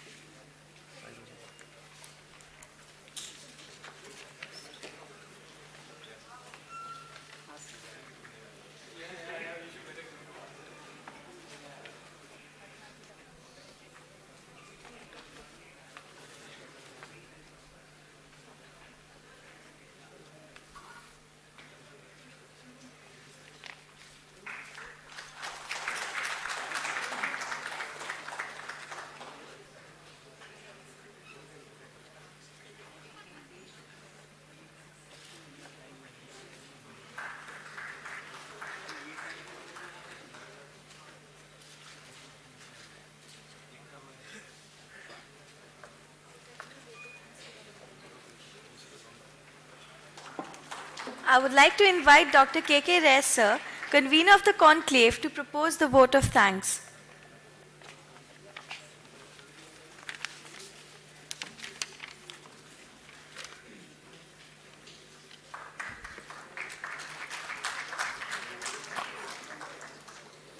On behalf of our founder, Dr. Achyuta Samanta, and the Director, School of Management, Professor S.K. Mahapatra, I take this opportunity to thank all the panelists of both the panel discussions held today. The first panel discussion that was on financial sector outlook, navigating the sustainable landscape. And I am thankful to Mr. Vivek, Manish, Srinivas Rao, Vikas Jaiswal, and Sandeep, who moderated the panel discussion very well. Thank you very much, sir. I am also thankful to the second panel members, Sudhir, Narendra Patra, Kishore, Siddharth Das, and Soma Sundaram, who moderated the panel very well on the topic that is sustainable development prospects and challenges. I am thankful to all my area colleagues for their sincere effort towards successful completion of the conclave panel and inauguration so far. Thanks are also due to Professor Kumar Mohanty and his CR team for their support in terms of corporate connects. I am also thankful to the director, dean, and other faculty members of School of Management for their support in the conclave process. Thanks are also due to Samavesh Babu and his team for logistic support, Subratam and the team of ICT team for the ICT support, then Amit, Manas, Ranjan, and Barik Babu for their conclave assistance. Last but not the least, I am thankful to all the students and particularly the Finance Club members, Exchequer, led by Tarun and Tanu and others for their sincere effort in completing all activities of the conclave. Lastly, I thank all my dear students of School of Management and the audience for their presence and active participation. Thanks to all.